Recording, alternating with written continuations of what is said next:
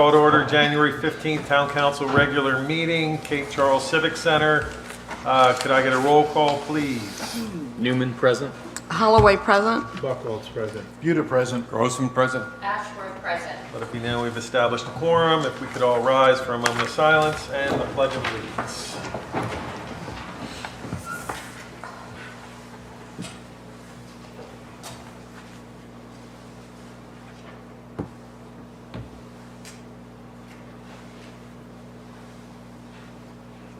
Pledge allegiance.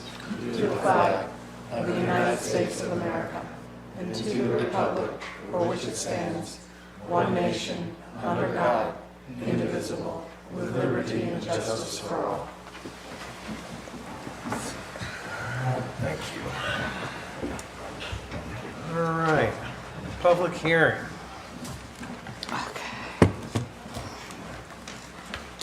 Conditional use permit application from the Cape Charles Rosenwald School Restoration Initiative. Oh no, that's it. Yeah. What do we have? Diane Davis. All right. Oh, I didn't know I had to sign that. Okay. Here, the reference. Which one are you going to? That one. A? Okay. She's the applicant. Oh, okay.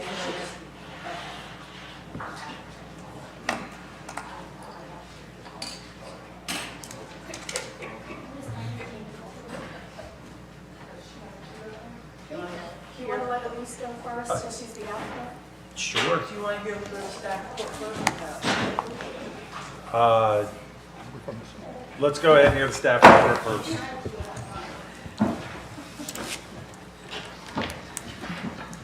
Good evening, council.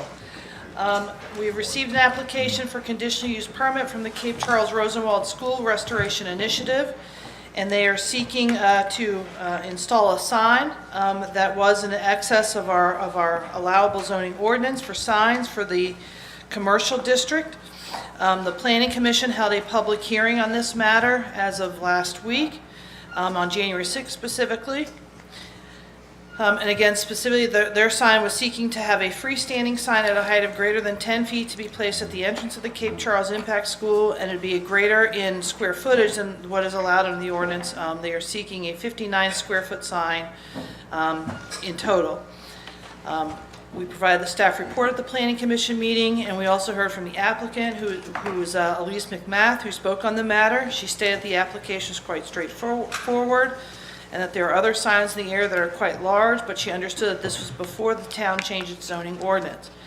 She was asked if the sign would be illuminated and responded that they are not proposing to illuminate it at this time via underground connection, but may consider solar lights in the future depending upon cost and need. The public hearing was held and there were no written or verbal comments offered, and the hearing was closed. During their discussion by the Planning Commission of the proposed application, the entirety of the Planning Commission expressed concern about the requested square footage and height of the sign. This was further extrapolated upon when Commissioner Newman conveyed his worry that by recommending approval of this cup as presented, the Planning Commission would be blowing the square footage requirements out of the water by going from 24 square feet, which is what is allowable, to 59 square feet, as the sign would be 2.5 times greater than the maximum allowed square footage for a standing sign in the commercial district. Commissioner Newman also went on to question whether the applicant required a 59 square foot sign, noting the comparable advertising and business signs in Cape Charles are smaller. He then cited how the Kiptopeke Elementary School, which is located in Northampton County, is 50 square feet and located on Route 13, where the speed limit is 53 miles per hour, compared to Old Cape Charles Road, where the speed limit is only 25 miles per hour. He then referenced further investigatory work he conducted, and he cited the Federal Highway Administration guidance indicating that 4-inch lettering is more than legible at speeds of 25 miles per hour or less. Commissioner Newman then asked the applicant if there was a way to place the address of the building on the side of the building instead of on the sign in order to reshrink the sign. I indicated during the hearing that the sign ordinance specifically included this provision to allow for conditional use permit consideration of signs of greater size than the ordinance states for a particular zoning district, because not all of the different variables for sign needs can be anticipated. I stated that if the conditional use is approved, that it does not blow the square footage requirements out of the water, as the conditional use permit process was intentionally built into the ordinance, which provides a process that includes an opportunity for public input and allows both the Planning Commission and the Town Council to consider whether the site-specific circumstances justify a sign exceeding ordinance standards. Commissioner Holloway and Wright both agree with the points that Commissioner Newman had made. Commissioner Ashworth explained that the commission put a lot of time and effort in developing a sign ordinance in these meetings, that he was an outspoken advocate for allowing some flexibility in the regulations that were being adopted. He then mentioned his two concerns he had approving this conditional use permit application as presented. One, that the Planning Commission and Town Council, through a large effort to adopt the ordinances, then the rules are never uniformly enforced. And he was concerned about, again, bending those rules right at the outset. And if the Planning Commission granted the conditional use permit, every sign application that came along would become incredibly hard to say no. Commissioner Ashworth wanted to know if the Impact Center would have a presence online for advertising as well as a physical sign. After the Planning Commission had all spoken on the application, the applicant addressed some of the concerns that the commissioners had raised. Regarding Commissioner Newman's questions about moving the address to the front of the building, Ms. McMath explained the address is already on the front of the building, as they would not have passed their building inspection otherwise. Furthermore, she explained that by having their address on the sign, it would help drivers find their delivery more easily, their building more easily for delivery purposes. Finally, the address commissioner, to address Commissioner Ashworth's questions on whether the Impact Center had held social media presence, she responded in the affirmative. She just said the sign would be another way to get information to the public. After deliberating, the Planning Commission made the following recommendation on this application. The motion was made by Commissioner Stram and seconded by Commissioner McDonald to recommend approval of CUP 2026-01 to the Town Council with the condition that the sign does not exceed 36 square feet, is no greater than 10 feet in height, and complies with the lighting requirements as laid out in the zoning ordinance, and the vote was unanimous. And before we go any further, have the speakers come up. Councilman Buckholz. I'm just going to disclose I am the contractor of the sign business, being contracted to put this together and to install it. So I feel I'm going to be fairly impartial. So anybody got any objections if I stay on? Or that's good. So everybody knows. All right. Elise?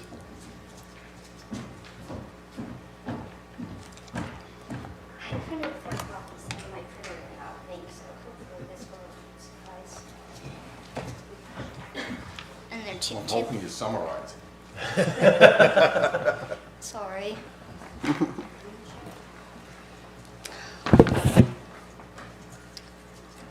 It's 2 pages. Yeah, I think it's. All right.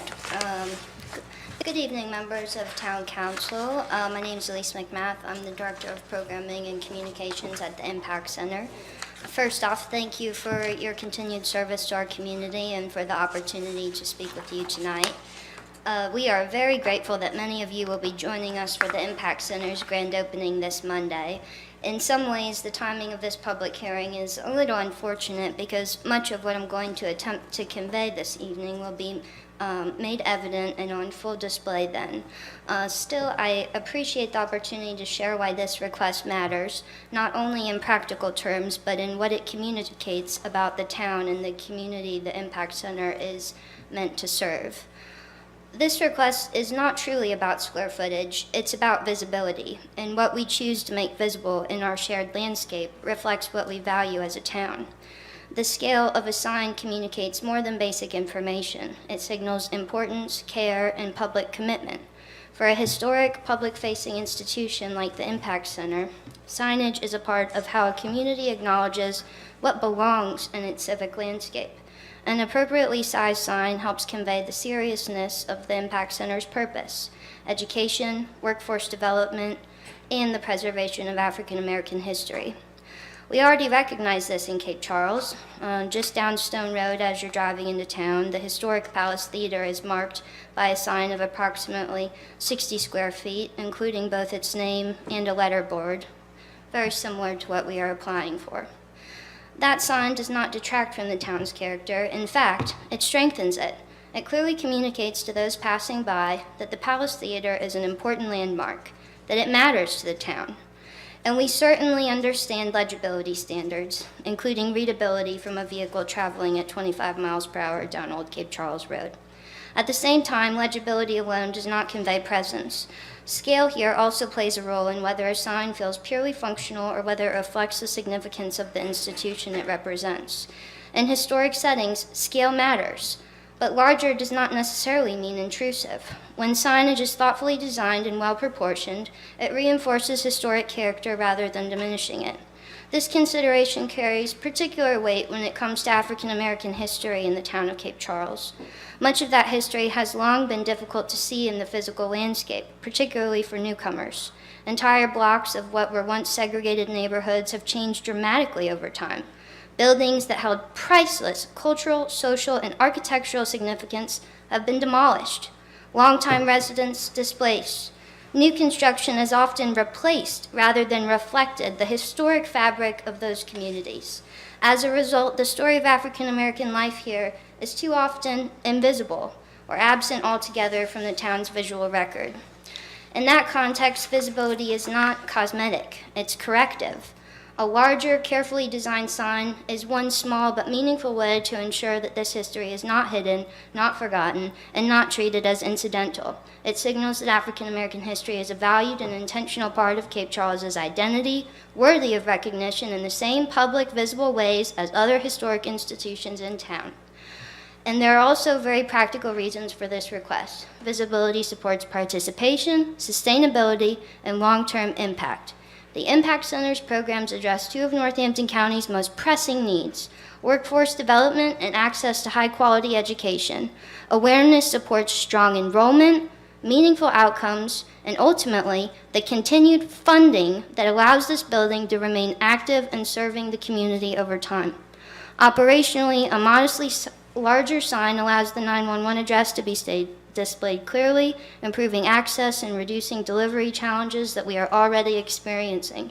From a wayfinding perspective, this is the only visible building on its road, and clear signage helps visitors immediately understand that they have arrived at the correct location. The letterboard also is an important component. On the Eastern Shore, word of mouth remains one of the most effective ways information is shared. A permanent letterboard provides a cost-effective, long-term way to communicate programs and events without relying on temporary signage or online outreach alone. From a design standpoint, the additional size improves legibility, balance, and clarity, particularly given the amount of text in our new logo. The sign is intended to serve as a welcoming focal point, complemented by landscaping, and designed to fit comfortably within Northampton County's established signage character. Finally, this facility represents a significant investment of public trust, philanthropic support, and community effort. Allowing modest flexibility in signage size helps ensure that investment is fully realized by increasing awareness, participation, and use of the community space. This is not a request for access, it's a request for alignment between the importance of the institution, the history it preserves, and the message that the town sends about what it chooses to recognize and support. A larger sign allows Cape Charles to express that commitment clearly and confidently. Thank you for your consideration, and I'm happy to answer any questions regarding the sign itself. I had a question, Ms. Mayor, with regards to the placement of the sign Yes, sir. relative to the historic marker. Yes, sir. Is there going to be any obstruction to the historic marker or the other way around? Because you're placing it down in that area. No, sir. There wouldn't be any obstruction. Okay. It's going to be closer to the parking lot entrance. So are you requesting the 64 square feet, by the way, 8 by 8, 64, not 59. Are you requesting for the 64 square foot one, or move on to what planning came up with? I mean, what are you asking? I guess have you looked into any other signage other than what you originally came to the table? I'm Okay, just, So 64 square feet. well, it's 59, it is 59 because the 8 by 8, archway, 64. it has an archway, so the full height is not fully realized. But yes, Four options. The Palace Theater Go down. billboard you're describing No, on Stone you're gonna go Road, to I didn't think that was within the town limits.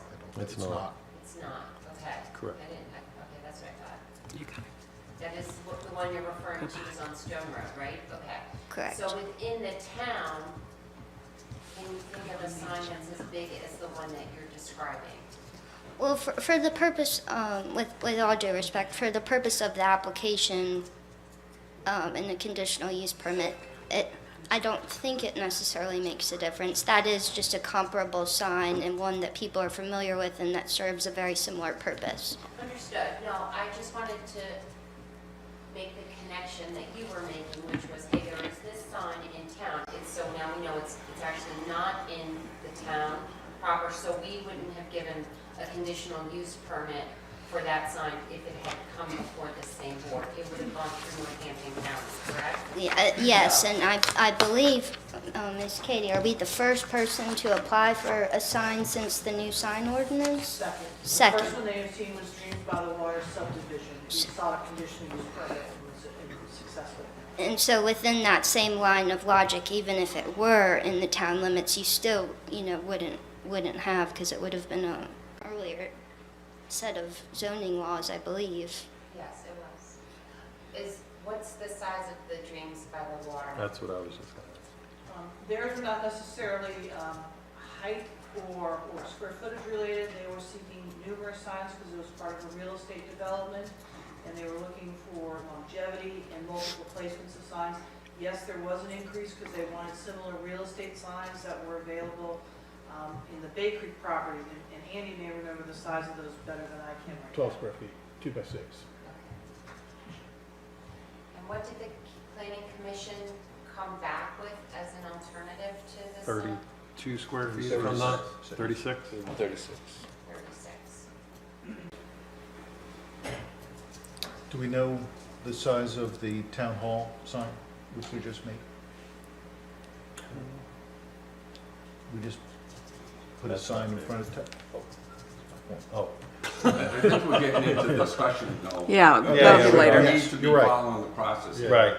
So actually, if no one has any other questions, we'll have Ms. Davis come up. She wanted to speak as well this evening. Thank you. Thank you.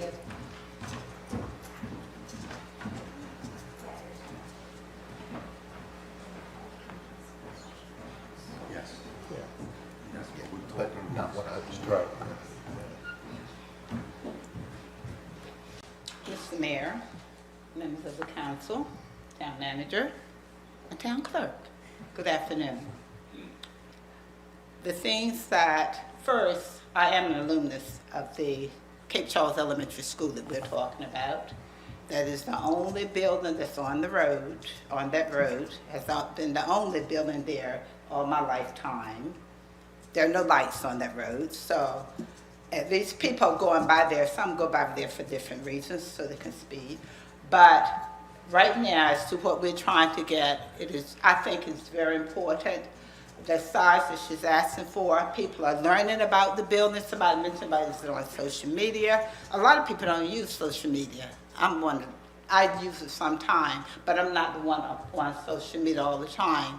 And I think we're thinking about everybody when we came up with the school name, because we talked about being something for everybody, whether it's Cape Charles, town of Cape Charles, or Accomack County on the eastern shore, on other areas of the shore.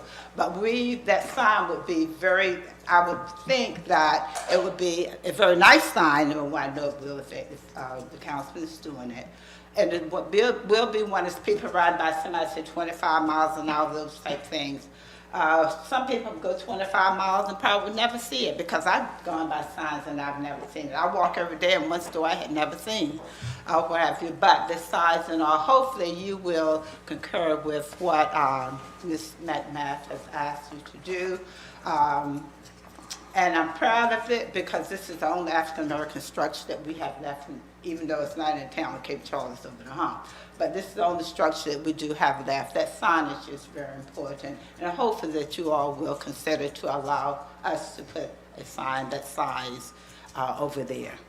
The only building on that road, which means the only signage basically there too. Please take this in consideration as you make your decisions. Thank you. Thank you. Mark Lister.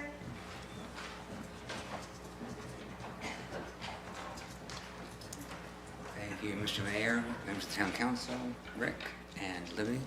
I wanted to say a few things about the sign proposal. I'm on the board of the Cape Charles Rosenwald School Restoration Initiative, just to put that out there. But a 64 square foot sign doesn't seem to me to be that big, 8 by 8. And I want to recognize the fact that a lot of time and effort went into the zoning and to the sign ordinance, and I respect that. The board, the Rosenwald School Board, has a desire to recognize a lot of information, provide a lot of information on the sign itself. We struggled for a long time to decide exactly what to call the center, the Impact Center, but we recognize it is the former Cape Charles Elementary School and it was a Washington Rosenwald school. And so all of that verbiage, we want on the sign to recognize the past, to look at and those who made it possible, and to be somewhat visionary into the future, the Impact Center. We would also like to be able to advertise the programming that we have, because there are a lot of people who aren't necessarily plugged into social media, and we feel like the sign with the lettering that's interchangeable to talk about what the program is that's going on is something that would be important to us. I too am concerned about exceptions to zoning, but exceptions and to ordinances, but exceptions well thought out and reasoned and logical don't have to blow the lid off of a policy or a rule. This is a truly historic building with a past that, well, if you read the minutes of the school board meetings at the time, this school was placed where it was to keep it out of sight. Out of sight. And the quotes are in the school board minutes. Because of that, and because of what we're trying to do differently, I think the 8 by 8 sign could be an exception that would make sense. It's a historic building. The past effort to keep the school out of sight, out of the public sight, we have a chance to make that somewhat right and grant a larger size sign for the Impact Center. It's a way of making things a little bit right based upon the history of the town. So I ask for your consideration of allowing the sign to go forward as an 8 by 8. Thank you. Thank you. Nobody else has signed up. Can I ask still a question to either Elise or whoever would know, maybe? Like, on the sign that you originally have proposed, how big, for example, are the letters, like the message board letters on there? I mean, that could be, there's two sizes. It's either 3 or 8 inches for changeable lengths. See, like the fact that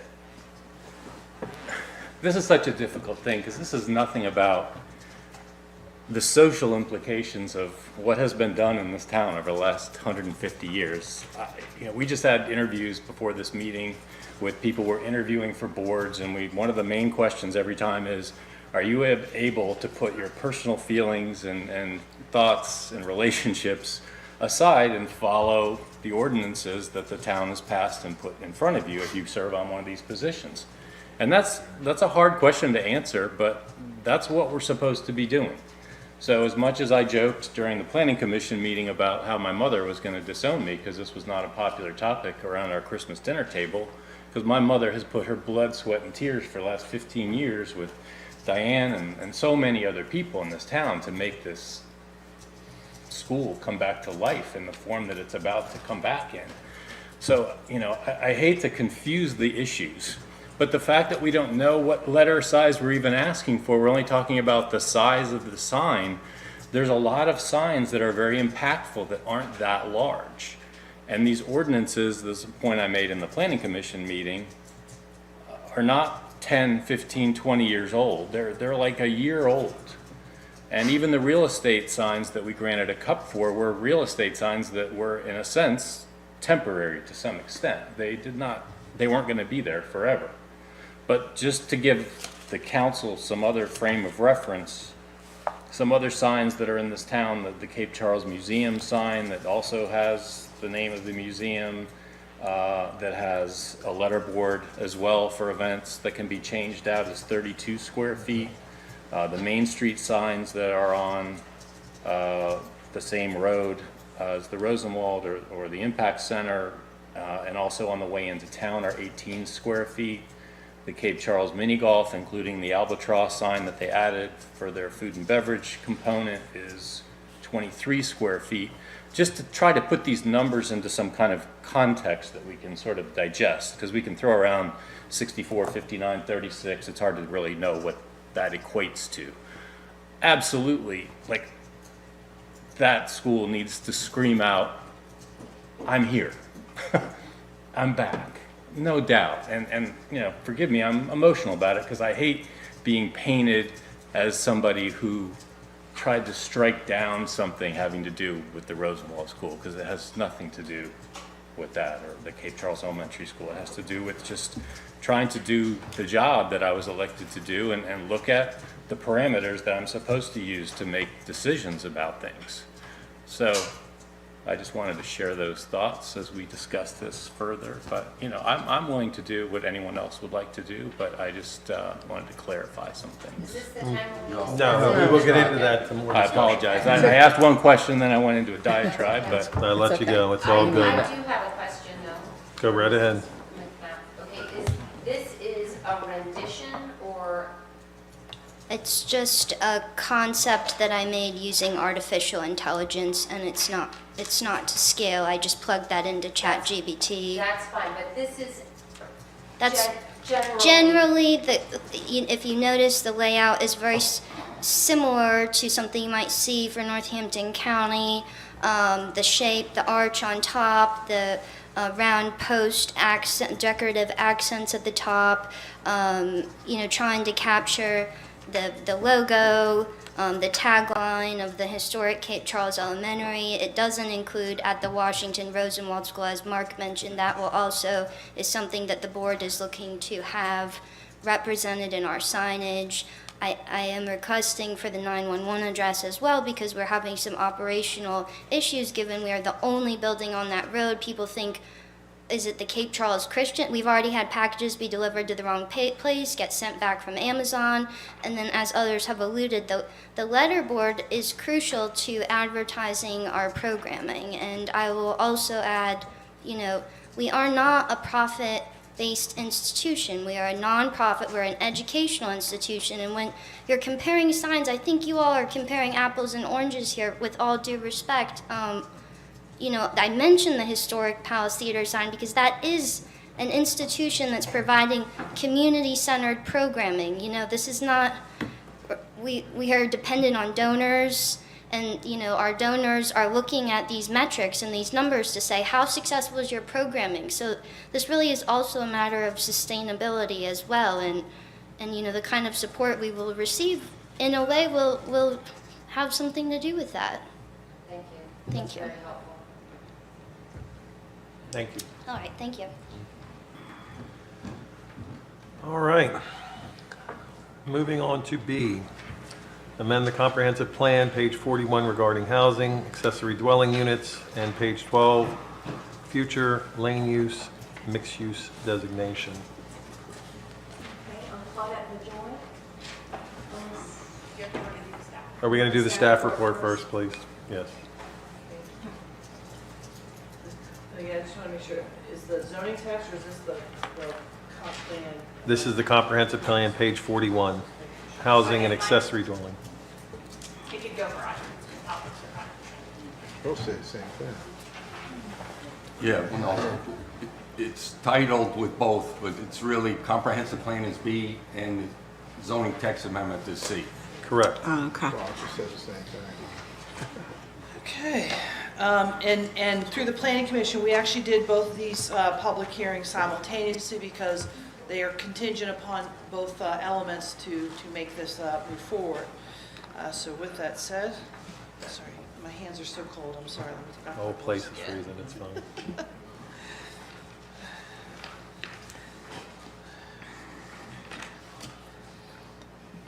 So I may strive into talking about both, and I apologize for that, but that is how we wrote the staff report, since these were really viewed together. So this process came about over several months from an initiative that came out of the Cape Charles Civic League, Historic District Civic League, advanced to the town council, and then they referred it out to the planning commission, where they had a couple of meetings of discussion on this, made a few tweaks and recommendations to you, resulting in moving this out to public hearing after you had a chance to review that work product. So with that said, we are looking to amend the comprehensive plan amendment, specifically to add,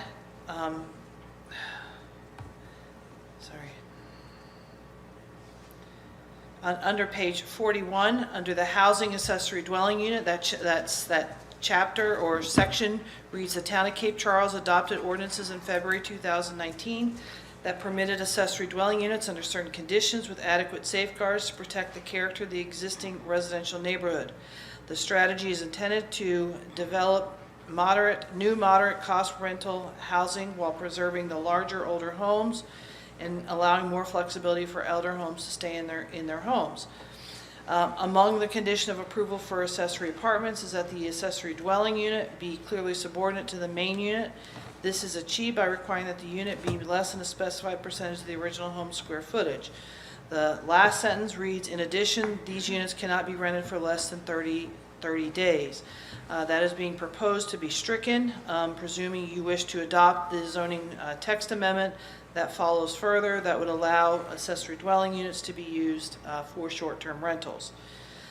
So I don't know if you want me to talk a little bit about the zoning text amendment that's driving the conditional plan amendment, or if you want me to stop right there. To me, it makes sense to Keep them put together. Right, that's why we did at the Planning Commission. So when we looked at the zoning text, the zoning ordinance itself, there were a few items or areas within the zoning text that required provisions of change to accommodate this request of allowing ADUs to be used as STRs. And the first is in chapter section 41, 4.1J 2A.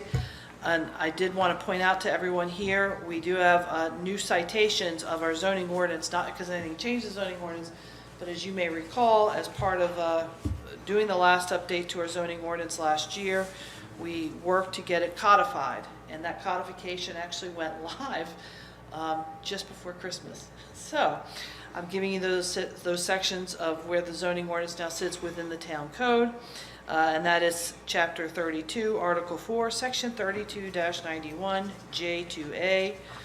So if anybody's looking for it, you'd find it under the town code now in that area. So again, specifically in that paragraph, it's called length of stay. An accessory dwelling may either be rented as a short-term rental or long-term rental.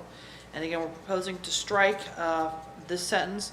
By an accessory dwelling unit may not be rented as a short-term rental. An accessory dwelling unit may be occupied by any person for no less than 30 consecutive calendar days.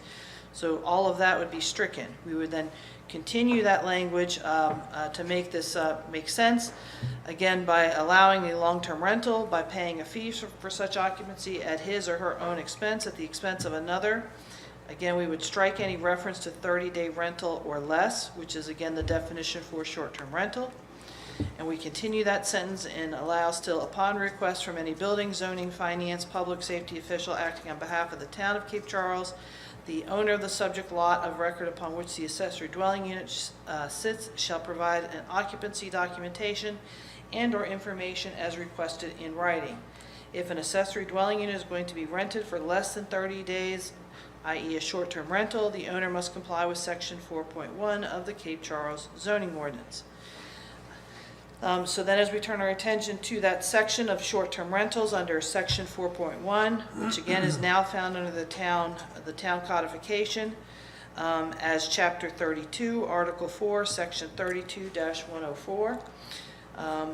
What that specifies is any property with a legal accessory dwelling unit in accordance with article 4, section 32-9J may apply for only the primary dwelling unit or accessory dwelling use to receive an annual short-term rental zoning permit There will be no allowance for the dwelling structure to be utilized as a short-term rental in the same calendar year. So again, this would all be new language that we are proposing be added into the zoning text amendment, so that really only one building on a lot be allowed to be an STR. If the ADU is applying for an STR zoning permit, the requirements outlined in the STR ordinance must be met to establish number of applicable bedrooms and occupancy for the STR. The ADU is prohibited from the +2 occupancy allowance contained in Article 4, Section 32-104C5. So again, I've already started on the background as to how this started. So this started over the summer, where you receive the proposal and advance this out to the Planning Commission. I'm not going to continue to read that, just move down to now that a Planning Commission public hearing was held on January 6, 2026 on both the CUP and the zoning text amendment. Staff reviewed the process and specifics of the two items being discussed with proposed changes to each. Commissioner McDonald asked for clarification with staff recommendation to Town Council regarding the prohibition of +2 to the occupancy section of the short-term rental ordinance relative to the ADUs. I responded there are 3 components of the zoning ordinance that must be followed. First is the accessory structures section of our zoning ordinance, which covers garages, sheds, gazebos, etc., and they are to be no greater than 550 square feet if the lot frontage is less than 80 feet, which is the general rule to a legal lot in the historic district or the R1 zoning district specifically, which actually looks at a 40 by 140 or what amounts to a 5,600 square foot lot. There are only requirements within the section of the ordinance that deal also with setback requirements, separation distances from the main house to the accessory structure. So all of those would have to be applied to and conformed with to have an accessory structure. Then the next area I look at is if you wish to convert that accessory structure to be an accessory dwelling unit under the zoning ordinance. The requirements there are that the floor area is not to exceed 45% of the main residence on that property. B, that there be 1 kitchen, 1 bath, and 1 sleeping area. In particular, we wanted to note that a kitchen does not have to be with a stove. There are different ways to qualify as to what is a kitchen. During the composition of the the accessory dwelling unit ordinance, there was a great deal of debate about bedrooms versus sleeping areas, and it was intentional when the town wrote the ordinance not to use the term bedroom within the ADU concept as a result of that conversation. And various examples came forward as to why we did that, specifically related to the size of what those ADUs would be coming in at. And then the third area that we would look at then for a conversion of the ADU to an STR under this proposal is we would need to look at what we've now put in place for the STR ordinance, and there are a great deal of criteria there as well. Specifically, we actually do use the term bedroom, and we actually defined it. Again, there's a great deal of conversation when we were putting together the STR ordinance and defining bedrooms, and we finally reached the concurrence that it should be based out of the building code, and which states that the number of bedrooms determines the occupancy, that we will use the number of bedrooms once certified to determine the occupancy limit of the STR. So how did we define the bedroom? It is the square footage, which is based at 70 square feet for one person. If there are going to be 2 people residing in that bedroom, then it would be a total of 100 square feet, because the building code then strips it down not at 70 feet, it says 50 feet per person if there's going to be a double occupancy, and so forth and so on. If you're going to add even more people into that bedroom, each of those would have to have 50 feet to accommodate more people in a bedroom. At that time, Commissioner Ashworth asked if the staff knows of any of the ADUs that are greater than 550 square feet. I did indicate, yes, there are some that are larger and were constructed prior to the ordinance authorizing ADUs, or occurred within the town that the town allowed that to happen and did not stop it, and did not apply its own ordinance to that particular development. At that point, the public hearing was called to order, and the following comments were received at the Planning Commission hearing. First was from Claudette LaJoy, president of the Cape Charles Historic District Civic League. She provided her comments in writing as well as verbally. She stated that she is appreciative that the zoning text amendment to allow ADUs to be used as STRs is advancing through the public hearing process. However, she does not support any different rules applied to ADUs that are allowed in all other STRs in the town. specifically referring to the prohibition of the +2 reoccupancy contained in the draft zoning text amendment. We then heard from Sam Jones of 538 Monroe Avenue that he is supportive of only one STR on a given property. Either the main house or the ADU can be an STR in a given calendar year. He also wants to ensure that we retain all the elements of the accessory structure section of the zoning ordinance pertaining, including the parking requirements of the ordinance concerning ADUs. He does believe one of the fundamental questions that should be considered is whether the town needs any further STRs in the market, or is the market saturated at this time? And he also provided his comments in writing. We also then received written comments from Emily Gentry, who is opposed to the 2+ prohibition reoccupancy, as well as from Robin and Scott Sims, who, same thing, also opposed the +2 prohibition. And you have been provided all of those written comments in your packet this evening. An additional verbal comment was received as well from Scott Sims of 401 Madison. He would like the town to consider, not necessarily as part of this particular zoning text amendment, but at least at some point in the near future, that the town consider adding further language that would allow a process of administrative consideration if a medical emergency or life circumstance should arise to allow a property owner to require them to move from the STR primary to the ADU during the calendar year. And specifically what he referenced is that he had a health crisis a few years ago and had contemplated if his life should have ended as a part of that medical crisis. It would have placed his wife in personal financial straits, and she would have needed to look to operate a supplemental business to keep herself financially solvent in the house, and probably would have to move into the ADU in order to rent out the main house. May I just clarify a little bit? The main is not an STR at the time. The main is the main home. You said STR. That's correct, sorry. So say they were living in the main home, and if circumstances should arise, and his wife had to look for additional income to support the house, she would look to an STR and would have to resolve that by moving into the ADU to get the maximum profitability of renting the larger premises. So he would love some consideration of that in the near future, because that may not be known at the start of the year. Maybe they would have started renting the ADU, but mid-year they would have to change streams because of what had happened personally. An additional, no, I just read that. And then we also recognize Greg Gentry of 542 Jefferson Avenue for additional verbal comment. And he indicated that his property does have an ADU greater than 1,000 square feet, specifically with 2 bedrooms, 1.5 bath, and a kitchen. And the town did allow this, and everyone knows about it. And then Commissioner McDonald closed the public hearing and was seconded by Commissioner Holloway for that effect. Based upon that, I did put out to the Planning Commission, were they favorable to look to some support of the zoning text amendment? They said yes, which then advances to recommending that the CUP, the CUP, not the CUP, the CPA, I'll get there yet, 2026-01 be recommended to the Town Council for approval as presented. And we then moved on to the zoning text amendment, and there was some discussion from the Planning Commission on this. And specifically, yes, there was support from the Planning Commission to remove the prohibition on the +2 occupancy issue that was contained in the zoning text amendment proposal, based upon the public comments that they had received during their public hearing. And again, part of this being along with the possibility that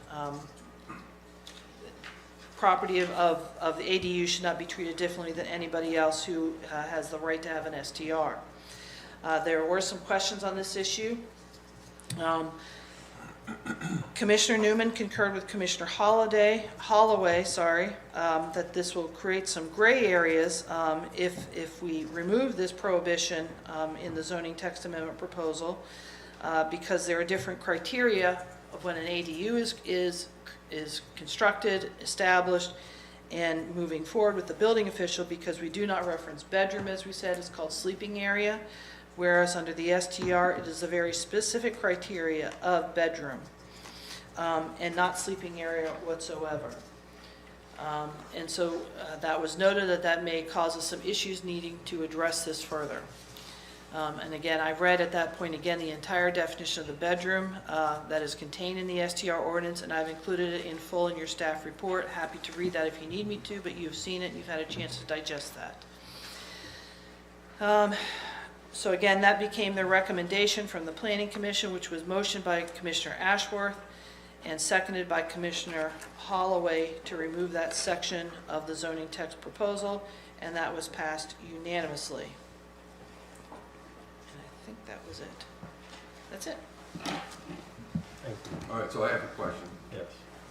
Since we've gotten now an amended agenda as of yesterday with Jeb's code official report on this particular 2+2 situation for ADUs, should this go back to the Planning Commission since they did not have this material when they made their recommendations? No. This is I'm not going to be a asking Katie. question. Me? Yes. Okay. And I referenced this in the staff report as well, under your, it's page 112 of one of these documents, of section 9, item B. Under the town action section of that report, I referenced for you, yes, you need to hold your public hearings on these matters. I also indicated that I had informed the building official of the Planning Commission recommendation on the proposed zoning text amendment, and he has some concerns about implementation he would like to raise with the town council. And part of the question that got posed to me during the Planning Commission public hearing, where did the addition of the +2 occupancy prohibition come from? And I reminded the Planning Commission this actually came about as a discussion that we raised on this particular issue. We were uncertain how to actually address it at the time in the Planning Commission hearing.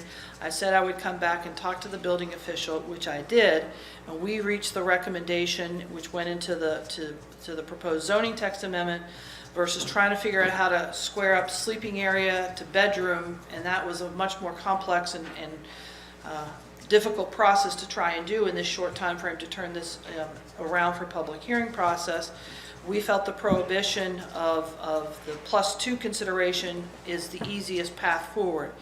And I do think there seems to be some confusion that the +2 is an automatic grant or award on every STR in the district today or anywhere in the town today. It is not. It's actually a +2 only if your bedroom meets the definition and actually provides the appropriate square footage to accommodate 2 additional people beyond the original 2 that would be in that bedroom. And I think the building official can probably explain it far better than I No, can. I'm not looking for the building I'm just official making you to aware if ex- anybody has some. I want the concern. question answered. Okay. Should this go back to the Planning Commission since they are not privy to what Jeb just put out yesterday? That's just an opinion, though.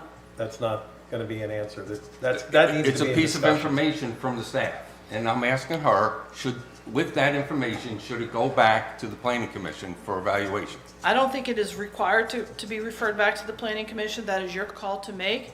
I can say during the hearing, I clearly alerted to them that there are different sizes of ADUs throughout this district.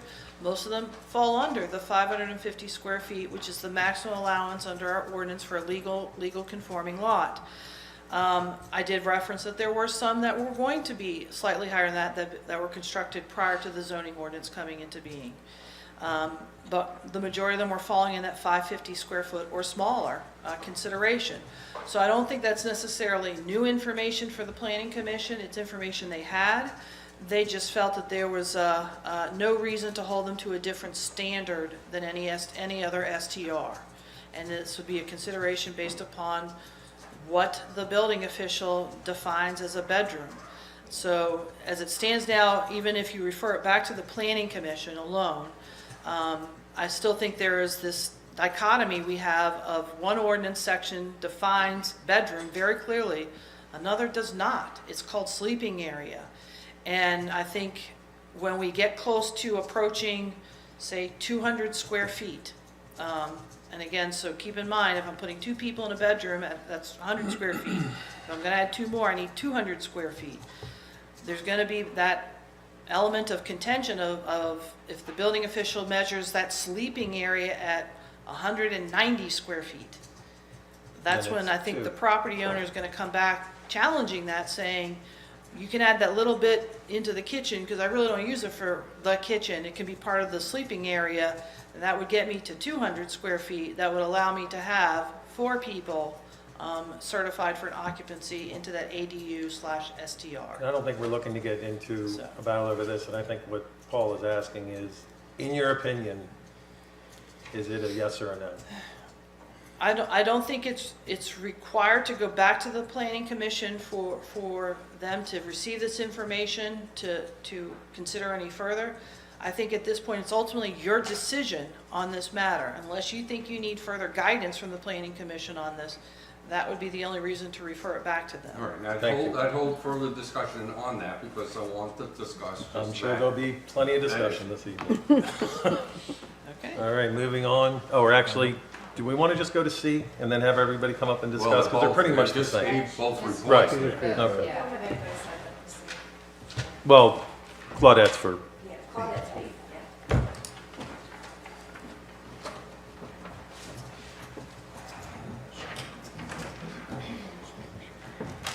Members of Town Council, Town Management, thank you for your time again this evening.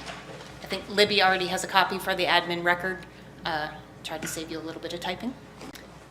I'm here to express my concerns regarding the application of town policies and procedures by town staff as highlighted by the second paragraph of page 112. I don't know if that page number changed based on additional information you might have just gotten.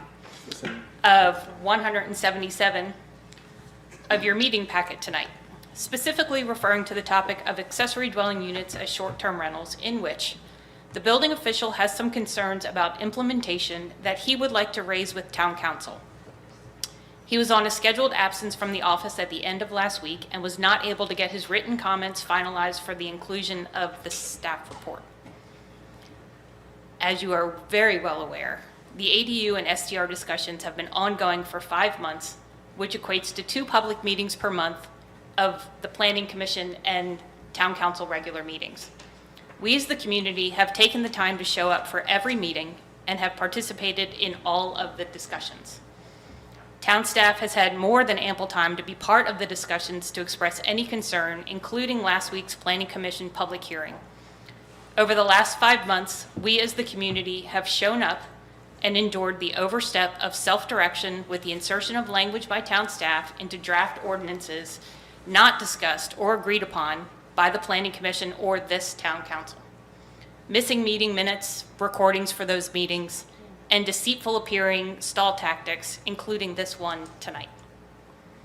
Citizens rely on clear, consistent, and transparent governance.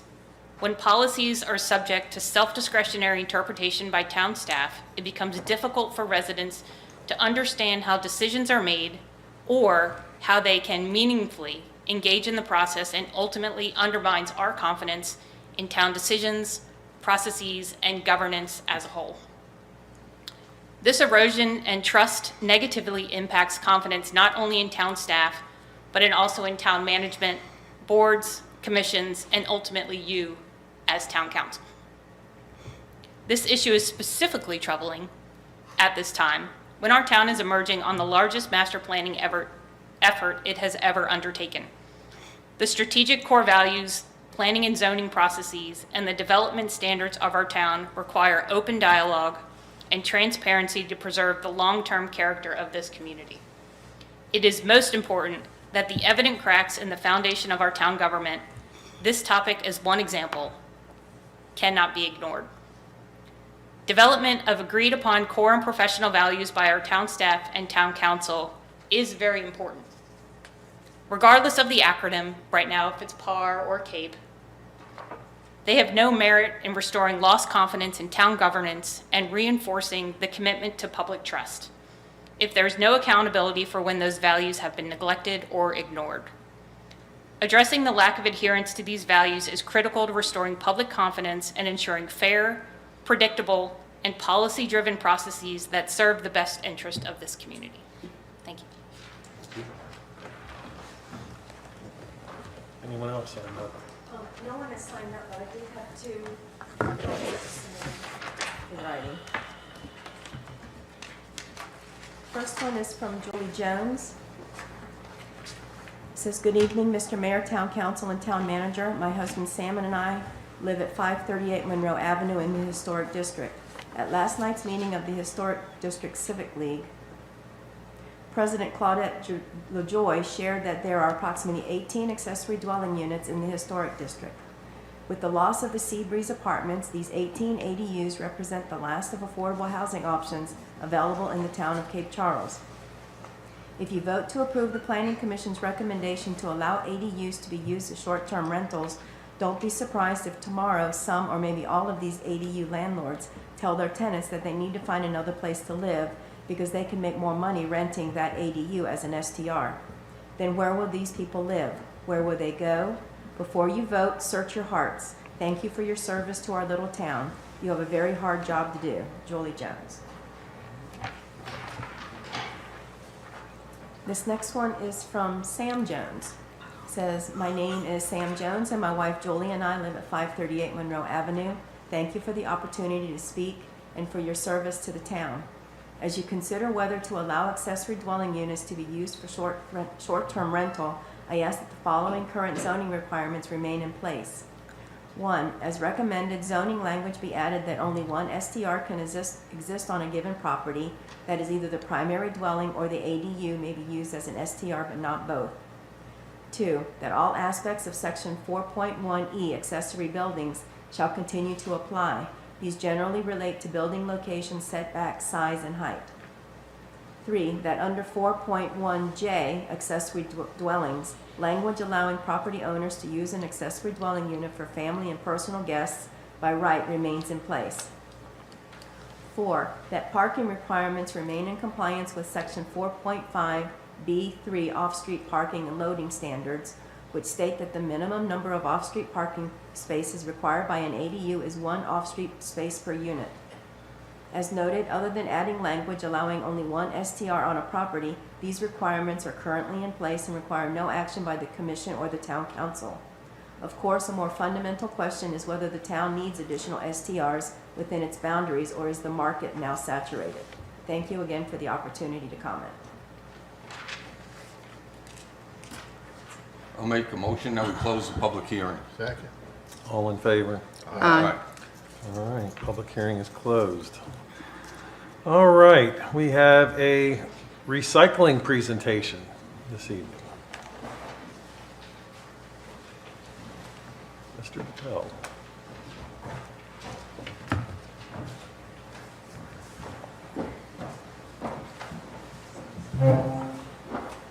Good evening. Do I just speak to? All right. Good evening, Town Council and Mayor and Town Manager. So I think Cape Charles needs a curbside recycling program, just for the fact being on how much trash the town produces. It's like right now the town produces over 2,624,000 pounds of trash a year. And that's just this year, or this past year alone. Not even considering this year with the way Cape Charles is growing. But right now, if we do start recycling, we could divert at least 839,680 pounds of material from the landfill each year. And it would include glass, paper, plastic bottles, cardboard, just all the basic recyclables, and it could be all mixed in one cart. So my question for you guys is, do you guys see this as something that the town of Cape Charles would need? Can I ask you a question? Yes, sir. So when you have them all together, which I think we've talked about before, how do they get separated once they get to recycling? Where do they actually go? Because I've always heard or have seen that when that happens, when they're all together, it ends up going right back to the same place that they would have gone in the first place. Oh no, it does not go to the landfill. It would be going to RDS in Portsmouth. And they there would they take- separate there? Yeah, they would separate it there and then they sell it to their vendors. And what would the cost be? Have you looked at that at all per homeowner? Per homeowner, if the biggest cost, overall cost would be for the town to provide carts. Is If a the- cart a trash can? Yeah, Okay. correct. If the town was to provide the carts, it would be $20 a month per house. And if the town didn't want to provide carts and I had to provide carts, it would be $25 a month per house. And does And that's everybody it. need to participate or just who chooses? Preferably, it would be a whole town-wide, like a whole contract, just like trash pickup. But if people wanted to opt out, they could always opt out. How many would need to sign up to make it viable for you? To make it viable for me, at least 950 people altogether. Homes? Yeah, 950 homes. Which businesses would also be included too, if they wanted to, like Dead Rise and all other businesses.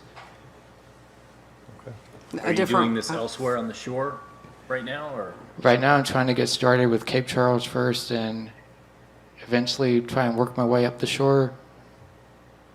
If anybody else would be interested in that. So just to clarify though, on the 950, would it actually be 950 cans, not necessarily homes?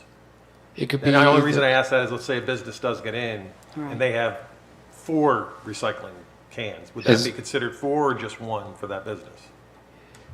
I guess that would be considered 4 for that Okay. business. Okay. And they would pay more. Yeah, they would pay more. Pay more just for the rental of the additional cart or for the service itself? So would it be 20 plus another 15, or would it be, I'm sorry, 25 plus another 15, or would it be $100 for the 4 carts? You see what I mean? It would be $100 for the 4 carts. Right. Mm-hmm. Unless the town provided, then it'd be 80. Yep. 80. Gotcha. And it would be picked up every 2 weeks. Every 2 weeks. On Fridays, preferably. What does a cart cost? So if we were to go out and buy them, what would it cost us? Right now, if you guys were to go out and buy them, one quote that I got from one company for 1,200 carts, let's just say 1,200 carts, the total cost came out to $70,000. Okay, I need to do math on that. That's a lot.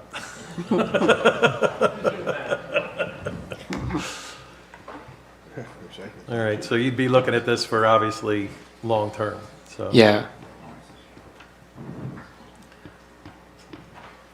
And have you pursued a business license? I already have a business license.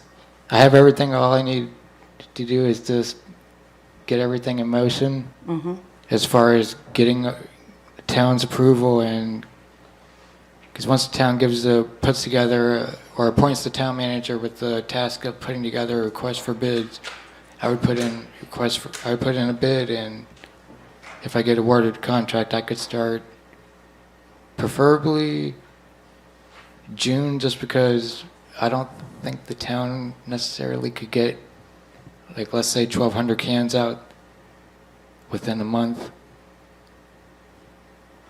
Well, I was gonna make a Would you manage comment. all of the billing, or would the town manage it and then pay you as you see it? I would say it would be like right now with the trash, where people pay it through the town, pay it quarterly, or they could pay it monthly, whichever is easier for you guys, I You'd guess. be on the same billing as we are for our trash right now. It would just be an additional fee to whoever opted in to do the recycling. Correct. Okay. And then you would just bill the town on a monthly basis. Correct. Okay. And you have all the equipment to do the pickups and everything at this time, or is that going to come once or if the contract's awarded to you? I already have the equipment. I'm just working on need to get a phone number set up, of course. But other than that, I'm already ready to go. Do you have a picture you can share of the truck? Not right now. I haven't gotten the my logo put on it just yet. And insurance and all of those things? I've already got insurance. I already got everything on it. And do you have to have a contract with the facility where you take the No, recycling material, or do they just have open? They will let, I guess you could say, private haulers come there and dump. They charge, the total cost that they charge is $120 per ton of material to dispose of it. Or not dispose of it, I mean, I guess to accept it. And Because- sort it. Yeah.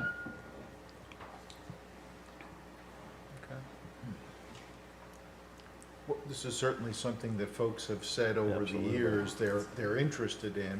I think, and I don't want to speak for everyone, but I would think this would be something we would put out to the community to get, like, okay, if this is real and here's what it might cost, are you really in for it? Don't we have a community engagement coming up soon? We add that to the survey? I really appreciate you putting this together, though, Yeah. because Wonderful. it has been talked about, and every other time we've tried to put something like this together, it has not been I mean, prohibited at all. I mean, I've seen where, I know since I work for Davis, they would do it, but they don't want to take glass in the mixture just because their buyer of material, they don't want to accept glass in the mixture. And they don't want to, I guess, have to haul it all the way to Portsmouth. But for me, where I live, literally right by the bridge, it's easy just for me to grab it off on the town and then just take it over and let them deal with it. And I would think glass would be one of the most profitable out of the recycling, so. Like that right now, I think that's where the most tonnage in the trash comes from. Right, for sure. Anybody else have anything? Well, thank you very much. All right, Good thank job. you. Thank you. All right, public comments this evening.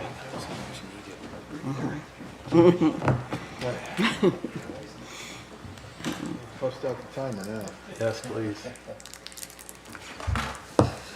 Hey, isn't that your job now? What's that? Timer. Barry needs to stand up.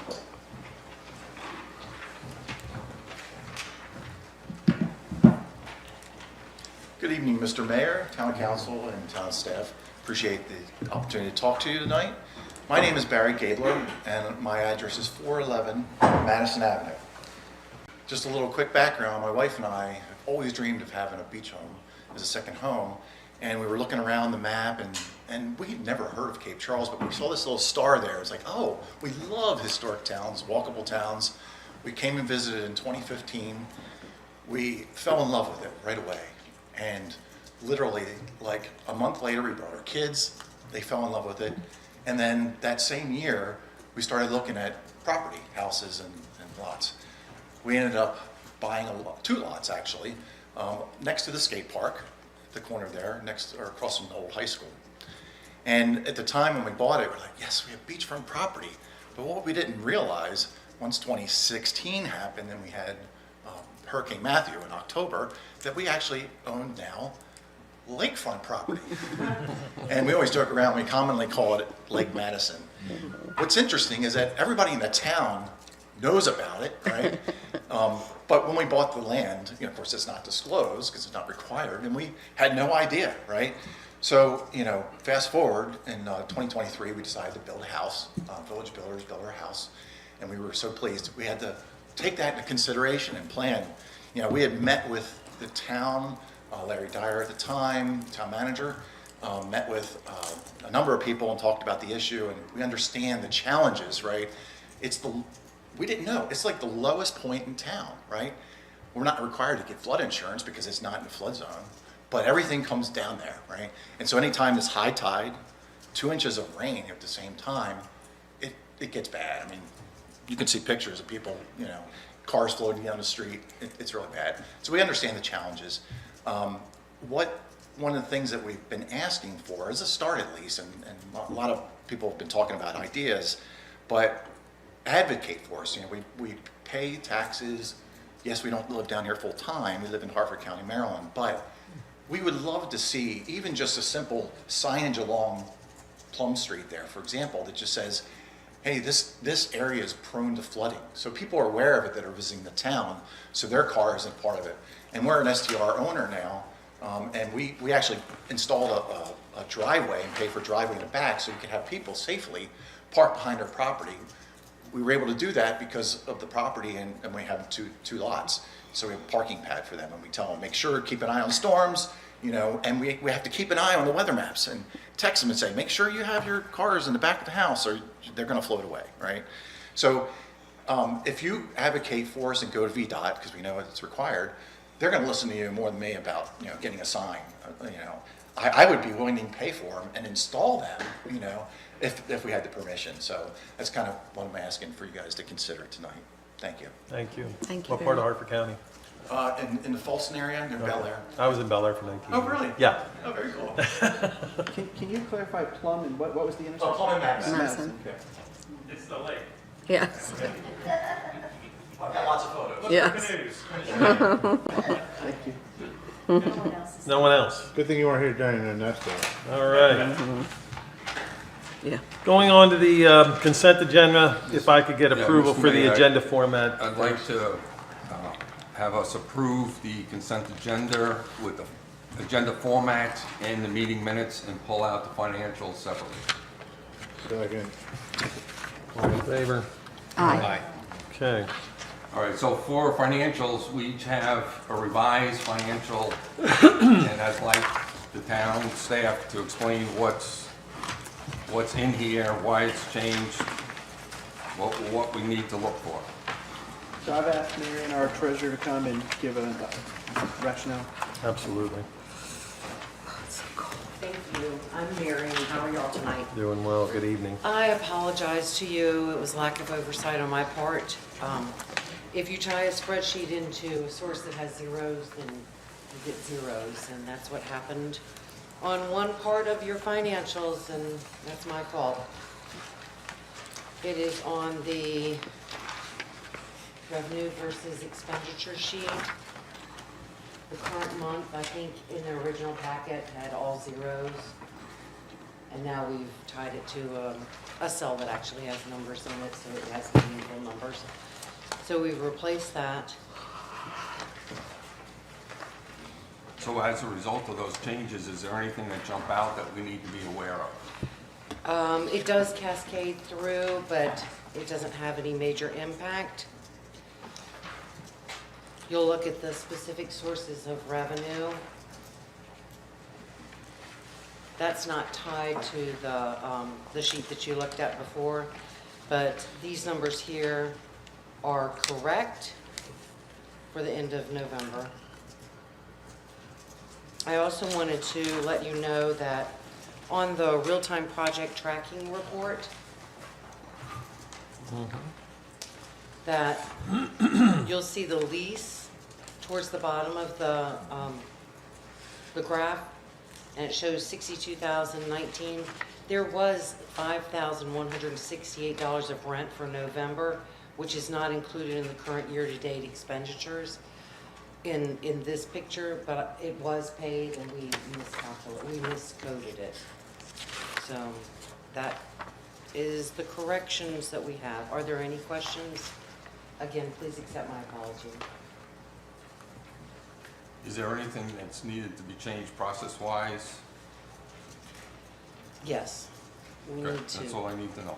Yes.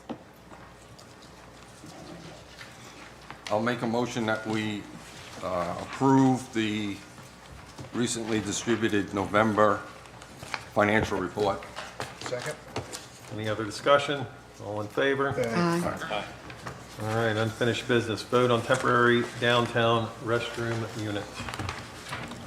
So as we had our last meeting, the motion was to kind of make sure that the one that we had pursued and sent already half the payment, if that was indeed going to work for us, and was confirmed that no, that was not. And at the time, we were looking for a substitution for the Silver Bullet, and that was sufficient. But as time went forward, we kind of shifted to a permanent solution, and then came back and that error was caught, thankfully. Although they worked with us immediately, they had several units which I sent to email, you all got a chance to look at. And it was contingent upon this meeting now.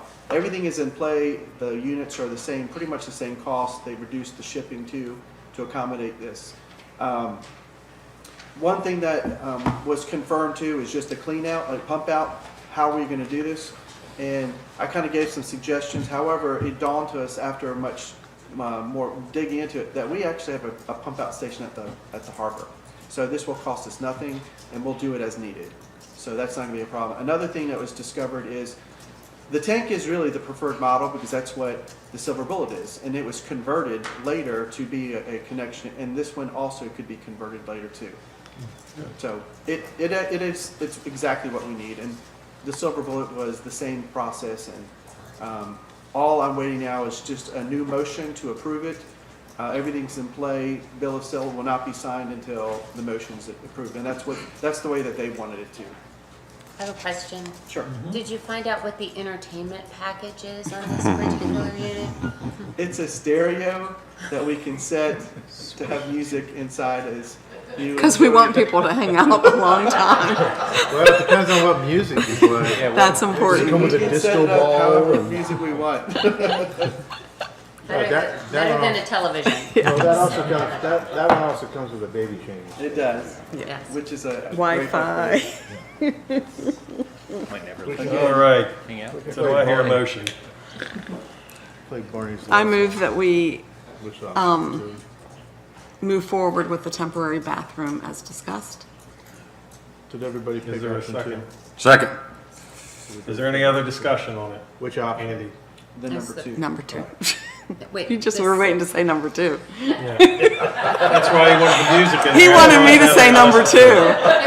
I am on to him. So not hearing any other discussion, all No, in, no, oh, I'm sorry. I thought it was on your chart. It is. It's number 3. Right. It's on my he just chart. wanted to say number 2. But on the agenda, but it's on the option agenda, two. it's option two. Thank you. Okay, but on the chart, it's number 3. I move that we accept number 2. Thank you. So having a motion, and have I heard a second yet? Yes, second. I'll second. I'll say number 2. No other discussion, all in favor? Of number Aye. 2. Thank God, we have a bathroom. Will there be a ribbon cutting like on the bowls? Toilet Absolutely, are you paper kidding me? It's cutting. gonna be a Toilet band. paper cutting. Yeah. All right, Entertainment system up. moving on. Review of updated possible comparable communities for rural resilience advisories for town council section of 3. Selection of 3. That's a mouthful. Wow, that's a tongue twister. Sorry. As you recall, last month we had a presentation from our consultants, the Berkeley Group, and with it their partners that came in, specifically the Rural Resilience Advisors, who spoke to you about the comparable communities component of their work product. And they provided you several communities for your consideration. We whittled down that list, and I provided you that again. We came down to about roughly 4 that were still in the mix, but we also gave them a couple more to go study and bring back more information for you, which they have since now done that. We've provided that updated report to you. And if I specifically jump over to page 69 of the packet, that really is where we have the update of this preliminary comparable analysis. So the communities that were still on the table for us were the St. Michael's, Maryland community, Beaufort, North Carolina, I hope I'm saying it the right way. Beaufort, sorry. Southport, North Carolina, and Rockport, Massachusetts were still in the mix. We added in and asked them to consider Edenton, North Carolina, and Bald Head Island, North Carolina. They have since been able to look at those communities, and they did provide an overall ranking of what they feel would be the best ones for your consideration. So that is provided to you if you look again on page 69, putting those in order. Yes, they actually rank St. Michael's as one that is most closely aligned with us. Their second choice was Edenton. Beaufort, then Edenton, and then Southport, North Carolina was 4th, Rockport was 5th, and Bald Head was 6th. I'm happy to discuss any of those with you, or you can have some further conversation if you don't agree with the rankings that Rural Resilience has provided to you for your consideration, but we are looking to only select 3. That's all we've contracted for as part of this planning process. So are you looking for us to say yay or nay to 3 on here? Mm-hmm. Yes. Correct. Then I say we just take the top 3, I St. Michael's, agree with Beaufort, that. and Edenton, or Beaufort, whichever it actually is. Tomato, That's a tomato. motion.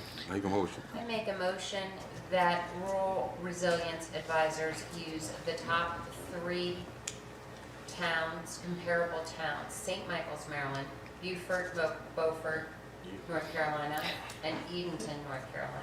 I'll second that. Any other discussion on that? Not hearing any, all in favor? Aye. Aye. So, yeah, I know Beaufort because Paris Island's right there. Thank you. View. Hoorah. Okay, we've selected 3. Coming into the fun part of the evening, the new business. Conditional use permit application 2020-601 from Rosenwald School. And I think we've already heard the staff report, so do you want to go straight into discussion? I do have a question. When the conditional use permit was put into the sign ordinance, I couldn't find it. What were some of the examples, if any, that a conditional use permit would be approved? Was that in there, discussed? No? Okay. I think it was just an option to be able to Okay. utilize. That's correct. There were no examples provided or how this should be applied. It really was provided as an outlet if some property or properties came together and came forward that didn't quite meet the ordinance requirements. We provided them relief out to at least petition the government to consider some allowances to the sign requirements. And as I mentioned, yes, we've only exercised this once. This ordinance only got adopted in December of 2024. 4, I correct. forgot what year I'm already in. And so, yes, the only one that has come forward at this point in time has been Dreams by the Water as a subdivision. And that was, again, we understood there was going to be some issues that we couldn't design in the ordinance for every criteria, every issue. That is exactly why the town considered putting in the CUP process within here. So, this is freestanding sign. Can you go and explain what the square footage of, if it was being put on the building? Just so everybody, And I provided you the entire zoning chart for the district. It's based on linear foot of the frontage. correct. Every Yes. 5 feet equates to, So, I mean, So much. literally, that's a fairly large building, so it could be a fairly large sign on the building. On the building, that's correct. So They've just chosen a keep that in freestanding mind, so sign. even though it's Yes. freestanding, let's say, to go to your point you said earlier, Clayton, so if, let's say, the opposite side of the street, which is commercial property, gets developed, and they decide to put, and have a large frontage, they could have a large sign on the building, not freestanding. So it could be a potential possibility that there could be a larger sign than what's being requested. That's kind of where I'm going with that. To that end, though, the impact center could actually put a huge sign on their side of the building, correct? that's correct. Yes. Yeah, okay. So Can they have both? Yes. Yes. They could have both. Yes. Yeah. I think it just has to have, like, the address or something, right? To have the They second have the sign? address up on the address building. is the 911. I know, but to have the second sign, I thought you had to have either a phone number or address. I don't believe so, but there Yeah, is it's not limitations to the content-based. number of signs you are allowed. I thought for businesses, that's what I had to do. So again, part of this, well, again, the ordinance has changed since you applied. Yeah. So I appreciate you bringing in Yeah. your experience in the past, but we have changed the ordinances Sure. pretty substantially. Yeah. Part of this comes down to, we're leaving it up to the property owner to decide what's the best type of signage for their Sure. purposes. It could be a marquee sign, it could be a wall sign, it could be a window sign, it could be on the door itself. It could be, as we said, a freestanding sign. There are flag signs that are allowed. So I won't say for certainty, this is how many will be allowed. They've got to let me know what type of sign they're looking to have on their building. Some of them could be perpendicular, they jut out, like on Mason Avenue, they jut out into the street, not into the street, but onto the sidewalk area, because that's the better visibility versus putting it on the wall, Right. things of that nature. So, and what I was getting at, in perspective to the size of the building and the size of the sign, I don't think you're gonna notice it as much, just because of the size of the building. This just the 2 cents I'm gonna put in on this. I mean, it can go either way, but, you're talking a foot shorter on each side and a foot shorter top and bottom. That's what we're talking about. Than what they can put on the side of the building, is that what No, you're saying? No, from what the considering for planning what commission planning proposed. recommends. Recommend. So, is there a way to pass, say, explore, we pass it at the requested size from the impact center? Could we say that then they would not be eligible to put a sign on the building as well, the big, huge sign on the side of the building? I mean, I'm wondering if there's a way that we could kind of split the baby and say, Quite honestly, I don't think the Cape Charles Elementary School would want to put something on the side of the building. And take away from the structure of it. where you want to be. I'm You just actually saying. do have the right to set what conditions you feel are appropriate to issue a conditional use permit. Okay, thank you. And again, you can, and I think I outlined your various options of your action this evening. Yes, you can approve as applied for in the CUP. You could approve based upon the planning commission recommendation, or you could set different parameters of what you think is an appropriate size sign. Not ideally, you cannot go greater than what they asked for, but you could go somewhere in between what the planning commission recommended to something in between what the applicant was seeking. Or you could deny it, or if you felt you needed additional time, you could table and study further. And instruct staff to help you study what you need, so. So I know the one thing that we had talked about where you have the removable part of the sign where you can change up what's going on in there. I know that on some of the other signs where they actually just put in what's coming up and they actually make individual signs for that, how much square footage would that take away as opposed to having that to where it's interchangeable and just doing it per event? Well, the interchangeable signs that are used on the Art Center coming in are 32 square feet. On what, say that again, please? The sign changes that are on the Art Center or Art Center sign that goes into town, those, whatever event they're having, those are 4 by 8 feet. That's 32 square feet. They get changed out weekly. So, Katie, let me ask you this. What if that part where they can change everything, what if that were able to be removed and put up just for when events are coming in and that stayed open? What would the square footage be at that? And is that something that's possible for you as a sign? I couldn't tell you what the square footage is. You know what I'm saying, to where it hung here, like let's say it came in a couple inches on each side and it hung down there, but it's the same thing and you could still interchange all the letters and put in whatever you wanted, but it could be removed. Yeah, I get what you mean. That's gonna be heavy. And it's also It's not- expensive to yeah, have to print those every time there's an event. I didn't say print, leave it just like this, exactly what's there, to where they could change it to whatever they wanted, but you just could take it off and He's put it just back trying to on. get to, like you, Yeah, but to something to make it work. So in reality, you're talking that's 8 feet by, subtract 10 from the 48, so you're looking at 38 by 8. That's an awful large thing to be popping in and out. I wouldn't do it. Well, I'm just saying, does it get the top sign to the square footage that the planning commission? No, it's smaller. Maybe it'd Except be when smaller. when it's there, It's it's six- back to 64 square feet. Yeah. But then again, it's Minus these removable. little wings. But if you're gonna always have something on there, Again, I'm just trying to. I mean, if you leave it blank, then there's nothing in there.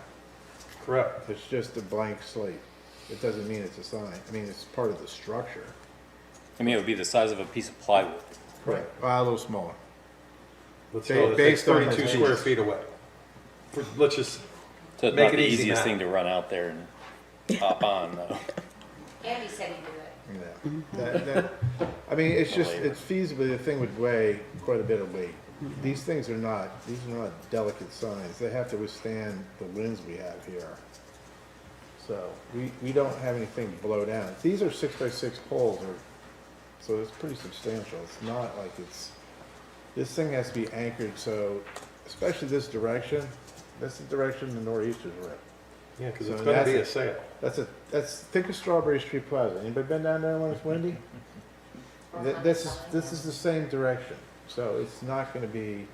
It's extremely, that corridor there is like a wind tunnel.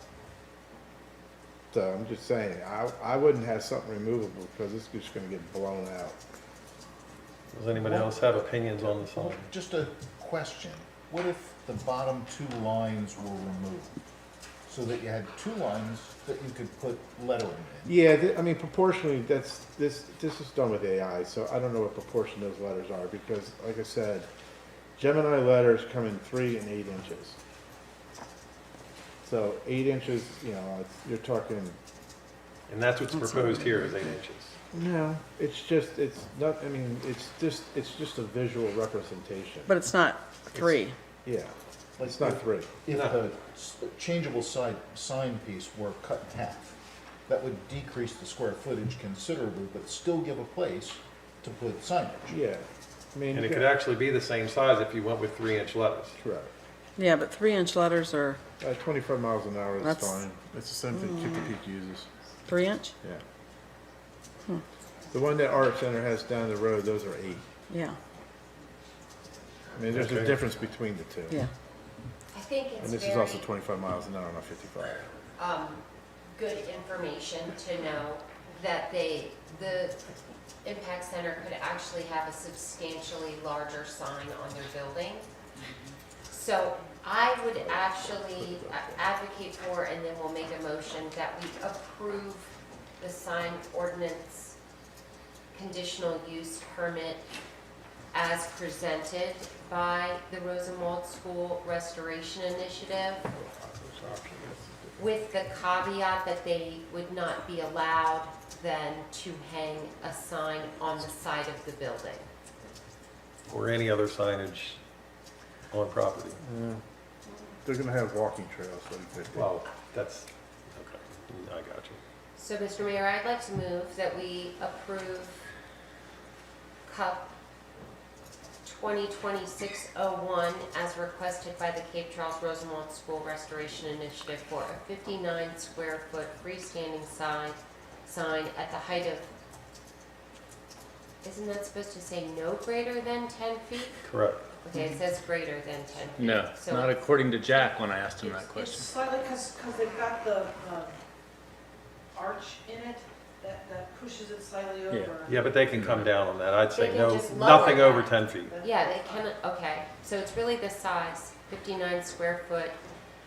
Said sign to be placed at the entrance of the Cape Charles Impact Center located at 1500 Old Cape Charles Road, with the caveat that no additional signage be allowed on the sign of the building, on the side of the building, sides of the building.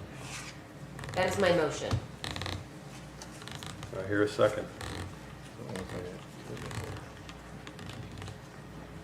Not hearing any. I'll second it. Okay, now that we have the motion second, any other discussion? Yeah, I don't agree. I go with the 36 square foot as recommended by Planning Commission.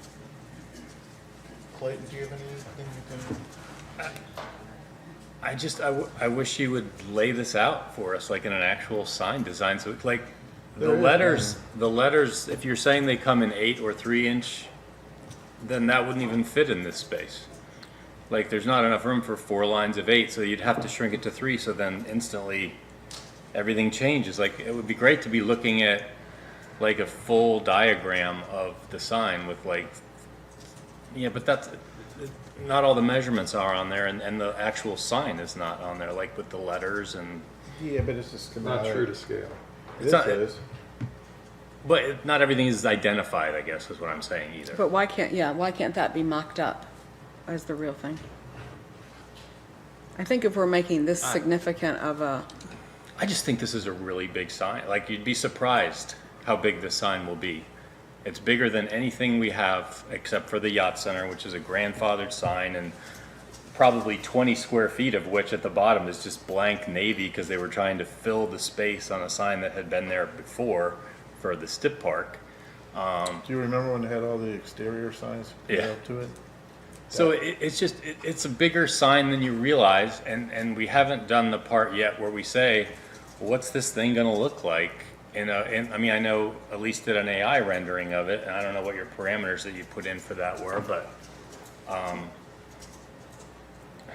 I agree Well, with you. AI can do It's a- funky stuff. I don't it's a know. It's big like, I'd like to sign, see what it looks But it's like. nowhere near as big as it will be if they put something on the side of the building, it sounds like.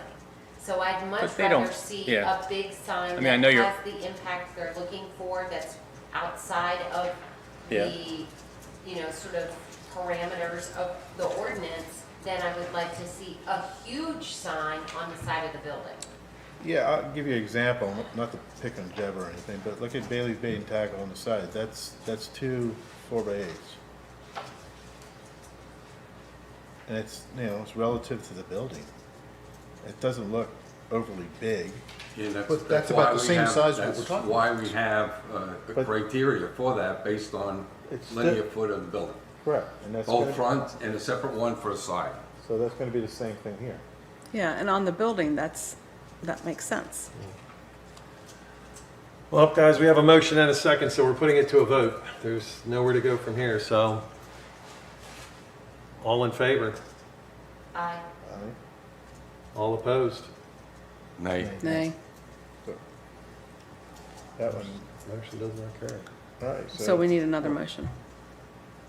Right, well, Paul started All to right, bring so one up. I'll make a motion for one of the other options, is to accept the recommendation by the planning commission to approve the cup with the following conditions. The sign shall not exceed 36 square feet and no greater than 10 feet in height, and complies with lighting requirements laid out on the zoning ordinance. Do we have a second on that Second. motion? Second. Any discussion on that? I actually would like to come somewhere in the middle, between 36 and 59. So it doesn't, it's not in discussion of the specific motion, but that's where I'm leaning, is moving something in between that meets, we have clearly, I think we're all in support of the importance of this building. It has nothing to do with the sign ordinance. That is important. And I think all of us are looking for a way of which we can demonstrate that and still fulfill our responsibility up here. You're gonna have the same conversation that they had at the planning commission, because they all locked horns again on what size would be acceptable. Well, right, 59, yeah. 40 was proposed. it I know, I ended up on listened 36. as well. So without any specifics, I don't know what you're gonna end up proposing. Well, I mean, you look at it. Well, I was gonna- It's yeah. 8 by 8 is 64, 7 times 10 is 49, or Right. 36, 6 by 6. So you're talking foot, half a foot difference. Right. So, I mean, square footage is one thing, but, overall, even a 36 by 36 is a big sign. Yes, what is that equal square foot? 36 square feet is 6 by 6. Okay, Which is what the motion is out there now, Dan. 36. It's 36. Yeah. And the one that's around the corner is 10 by 16, I think. 100, yeah, 10 by 16, I think. that's So are the you yacht putting in an center. amendment to the motion? Yeah. Well, I don't know, I can't support I'm not gonna vote for yes for the motion that's out there, but I didn't know where other people were. So we have a motion and a second. Is there any other discussion? This is where I was asking the point of what's the size of town hall sign? When we talk about putting importance of buildings and all of that, town hall sign is pretty small. And we're saying this can be much bigger than what the town hall sign is. Yeah, So, I mean, I But the think town that's- hall also just says town hall. Yeah, There's that no was- information That was, being given on it. but we are what you put talking out is a about, on the choice. new building, the new town hall, one of the things we discussed is a sign, this just came to me, Yeah. a sign that would advertise town council meeting tonight and planning commission Tuesday, on it. I mean, we have talked at length about that, and, you know, what size does that need to be when that comes? I mean, And it's is it down the road, but freestanding or wall mounted? freestanding is what we initially, I mean, we were just brainstorming, but freestanding out in front of the building, exactly like this would be. I mean, it's gonna replace the one that's currently there, which is, I don't even know what size it is. It's either 32 square feet or bigger. Clayton, how did the planning commission come up with the 36? What was the rationale? That it was 50% more than what the ordinance allows. And we were Instead- trying to be, somewhat flexible and open to, expanding upon what the ordinance says without going, to 59. Right now, we're looking at 150%, right, at the 59. Correct. 7 by 7 is 49. Well, it's not gonna be much difference between they're all gonna, I mean, relative to a visual, they're all gonna look the same. So Just keep it in mind, it's like when you're driving down the highway, the mile markers, those are 10-inch letters. Those signs are Yeah. almost 4 feet tall, and they're dinky when you drive through them at 55. Right. So, if I wanted to amend it to 49, You would need to make a motion to amend the Okay. motion. Or we vote it down. right, I'd vote And then you and then come do a back new one. again. Okay, so we could vote on your motion that's on the table.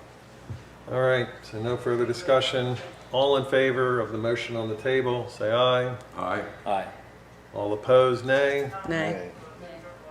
Okay, that motion's voted down. you say nay too? He did. I move that we approve CUP 2026-1 at 49 square feet. Is there something else that needs to be? Nope, you can't exceed Height. 10 feet. Not to exceed 10 feet. Hearing the motion, is there a second? And comply with, yes. I'll second. Okay, thank you. Any discussion on the 49 square foot sign? Tammy, how are you, why 49? I'm just trying to meet in the middle and get something, like, we've rejected the 59, we've rejected the 36. I'm just trying to get as close as we can get to, And to Clayton's point, just throwing it out there, I think with the 8-inch letters, which obviously is what you guys are going for, We'll find out. but I'm saying that would take it down probably to Yes. the 49 square feet, because that section down there where you were putting the signage is not going to be that big, because it would have just been a waste of space. You're not going to fit 4 lines. So now you can still fit through. Like I said, that's AI generated, that, AI is pretty good. But anyway, is there any other discussion on the 49 square foot sign? Not hearing any. All in favor of the 49 square foot sign, say aye. Aye. Was that unanimous? No. All opposed? Nay. Okay. 5-1, that 5-1. motion carries. passed. All right. Moving on, comprehensive plan amendment 2026-01 regarding accessory dwelling units. Well, this one's gonna be fun, I'm gonna do plus 20. If I may to help with this, Absolutely. So again, I'm going to ask the same question I asked the planning commission to the town council. I think is there general support that you are in favor of the zoning text amendment in some form or fashion to allow ADUs to house STRs? So if that's the case, I would take up the CUP amendment first, because we need to change the comprehensive plan. Keep calling it the CUP, the CPA document first, to change the comprehensive plan, taking out that language that would normally prohibit ADUs being used as STRs.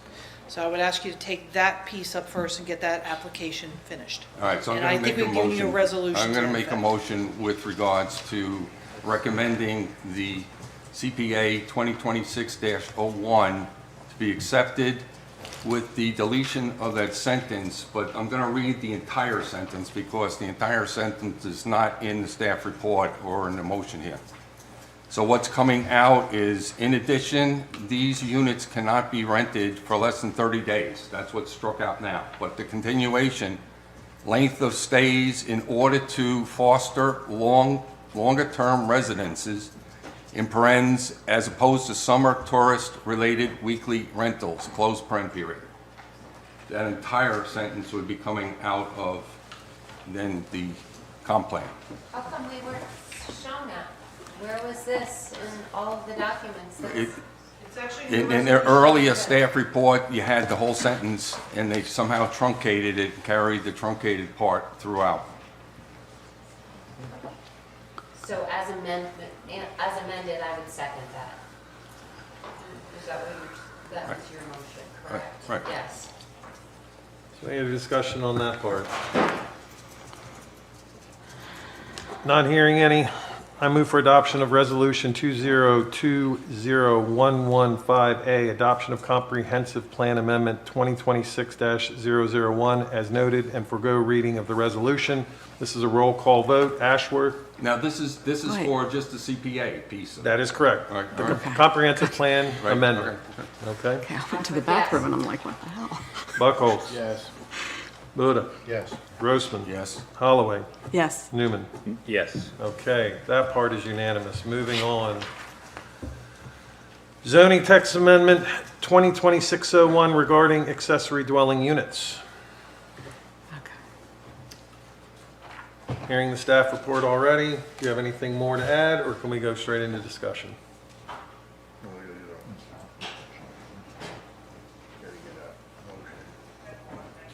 All right, do I have a motion?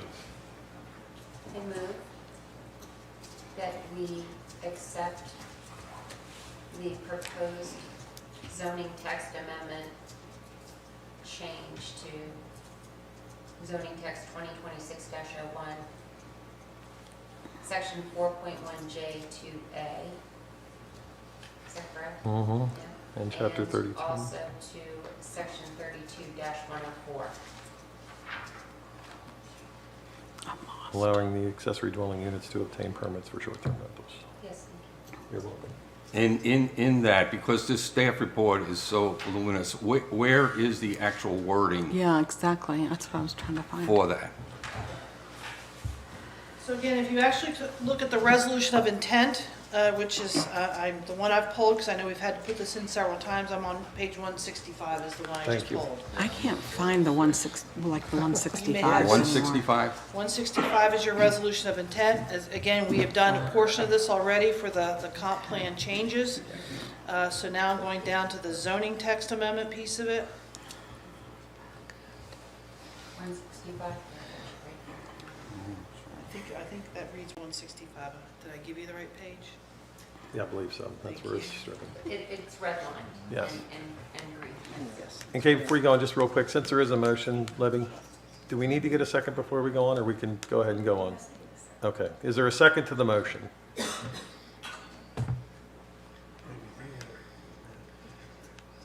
Because not What? hearing a second, we're not going on. What page is it? 165. 165. Okay, sorry. Restate it. You want me to Redo repeat it? Yeah, repeat it. Just so everybody's clear. Maybe just trying to read. Okay. You want me to read the motion? You can do so moved? That would be fine. All right. Before you do that, is this sentence in or out relative to the ADU is prohibited? I apologize, you guys. I apologize, you guys. I really do. It should have been right after the staff report where that was tucked into.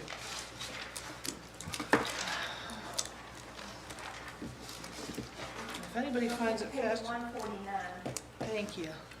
I'm not back The far current, enough. the one that's being adopted. Yes, 2026-0115B. Okay, I would like to read it, Mr. Mayor. Yeah. You go right ahead. I move that we accept ordinance 2026-0115B, amending the Cape Charles zoning ordinance, chapter 32, article 4, section 32-91J2A, and chapter 32, article 4, section 32-104 allowing accessory dwelling units to obtain permits for short-term rentals.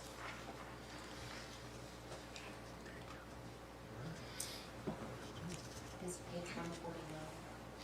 Still looking for a second. Where's the +2 part? It's been removed because, again, I think I told you in the staff report, I prepared this proposed ordinance for your consideration based upon the planning commission recommendation.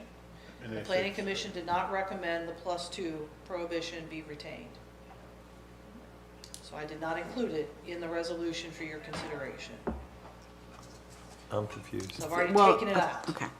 The confusion is the prohibition not be, it's like a double negative.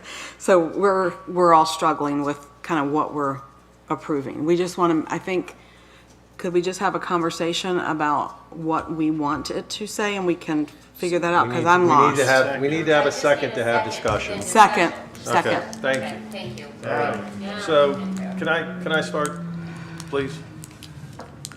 So being at the planning commission, what I took from that is that what they were looking for is to have the ADUs treated exactly like the STRs.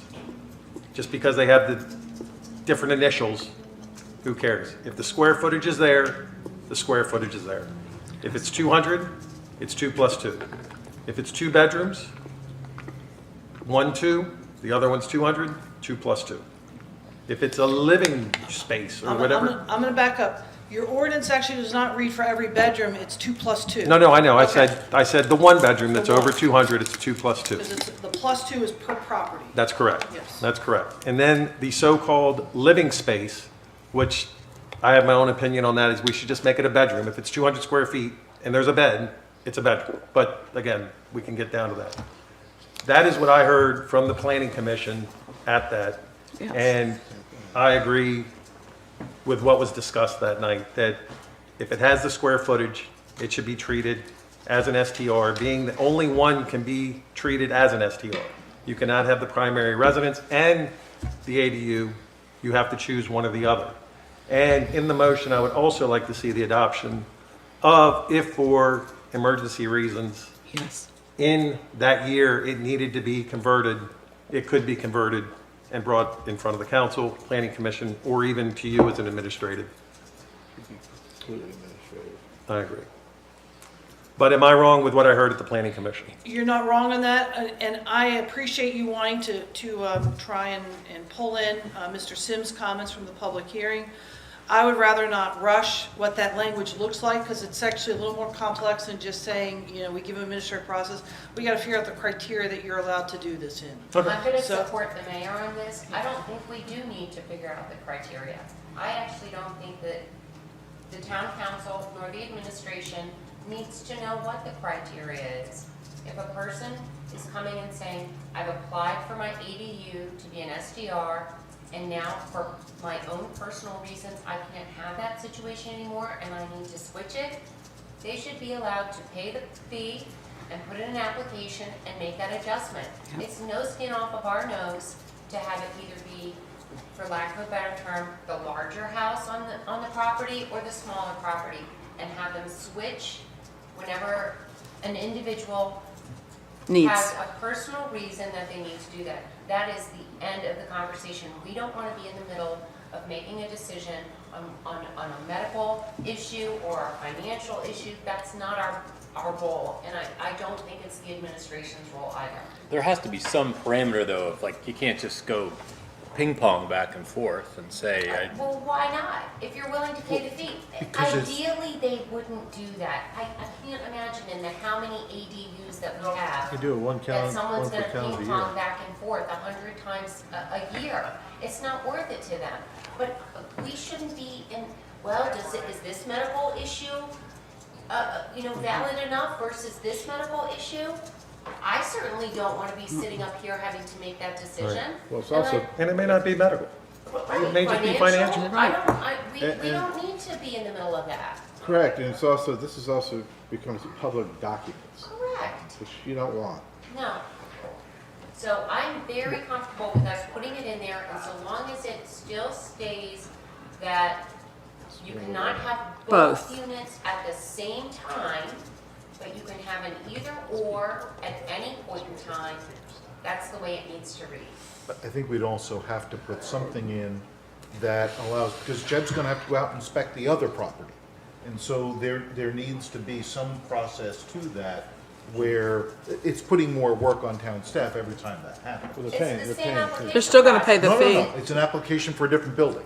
Yeah, Right, but but it's they're the still same gonna- process. They're just gonna put in the fee, fill out the form, and it's a different building, and so, Jeb, it's the same thing as if you went as a first-time STR person and filled out the application. Yeah. It would trigger Jeb or whomever having to go and inspect the property, and that would happen mid-year if need be. I don't think it's So any, they would do a full. a whole Whole fee, full. and they would Yes. have to pay the same fee, there's I'm no good with that. refund of the Yeah. other fee, no nothing.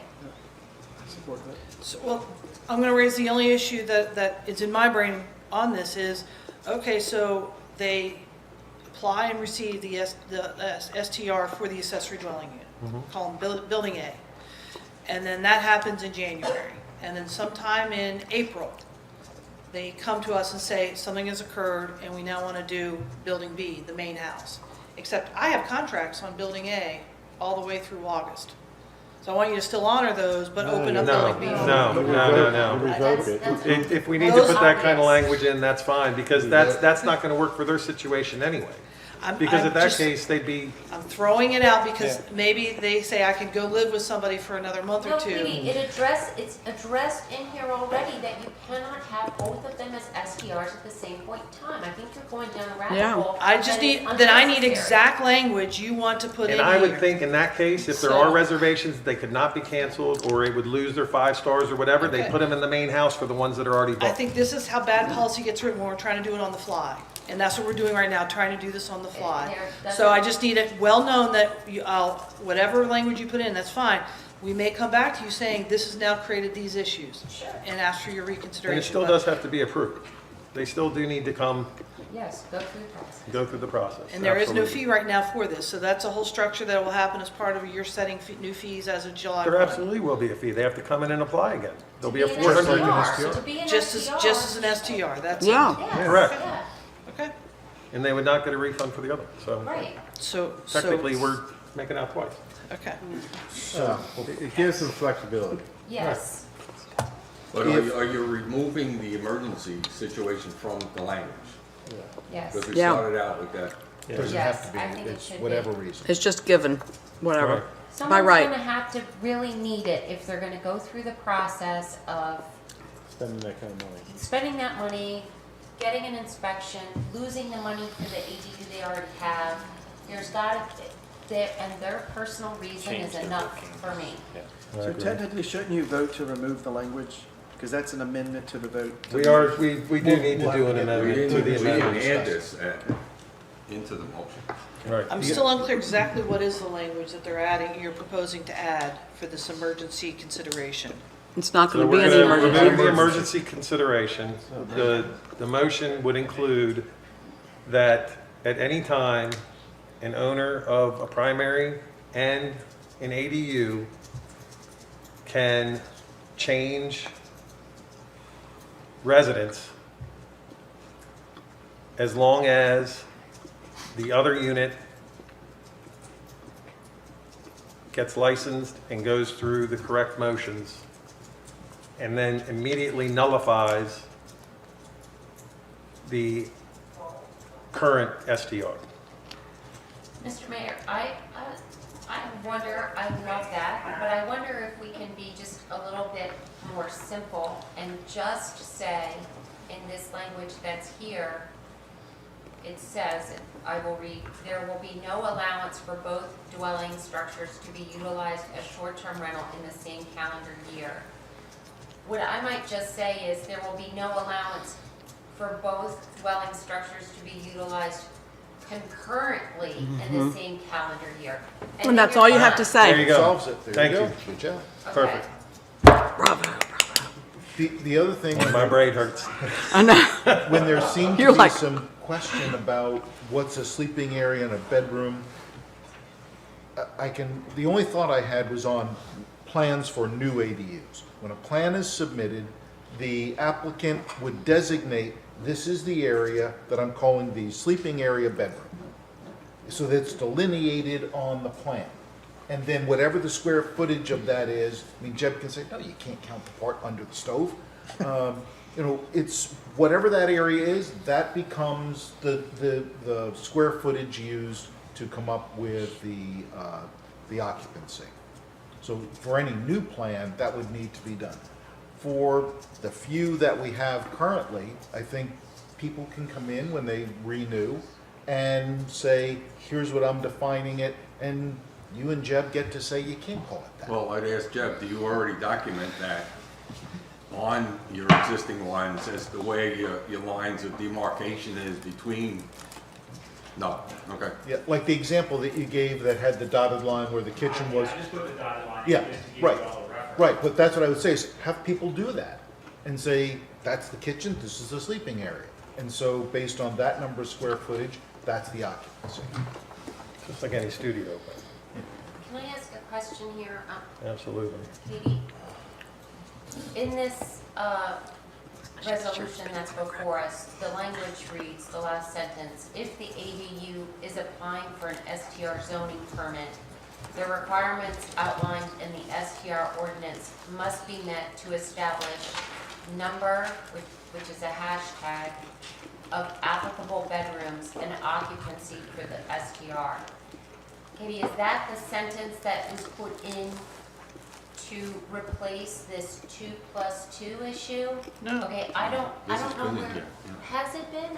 Yes, the 2+2 was part of, on page 150, was part of this paragraph that we've added, which is a property with a legal accessory dwelling unit in accordance with chapter blah, blah. Can you just slow down a little? Sure. I'm sorry. Sure.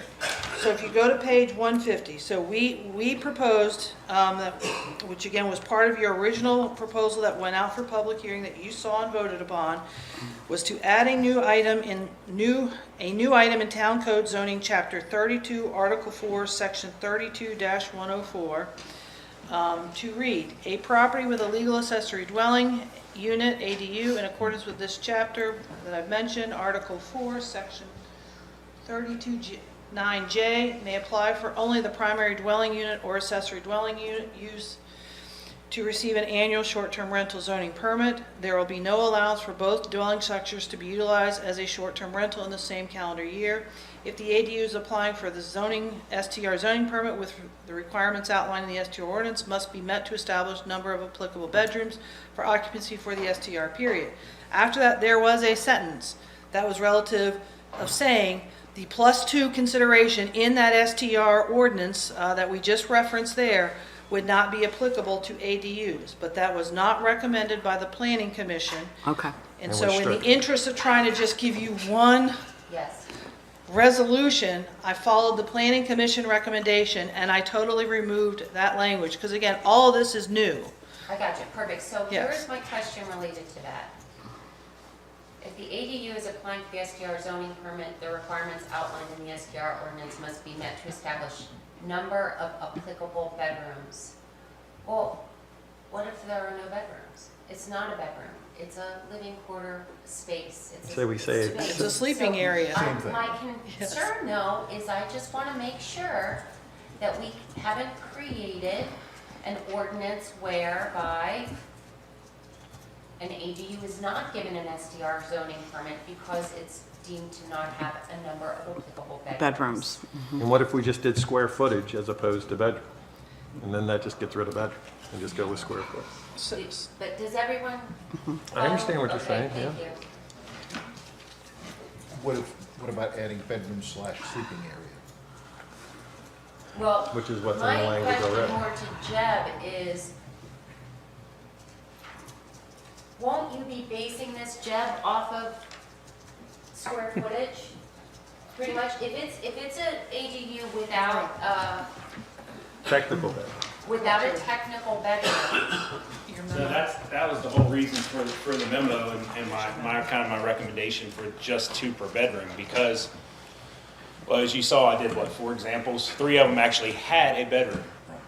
Over 100 square feet, but less than 150, so basically all they can sleep is 2. They can't get a 2 in the sleeping area because you can't traverse a bedroom through another bedroom area to get out. The problematic ones are the first example, which are less than I actually thought. There's no way to determine the actual square footage of the sleeping area versus the living area versus the kitchen. And that is, Mr. Newman actually brought that up in the planning commission meeting. It's going to be very complicated to create a consistency. Hence the reason I recommend 2 per bedroom or sleeping area, and that's it. I mean, there's just no way. So the dotted line on that example 1, that is not only their bedroom, but that's also where their couch and their TV is. So that's not all a bedroom.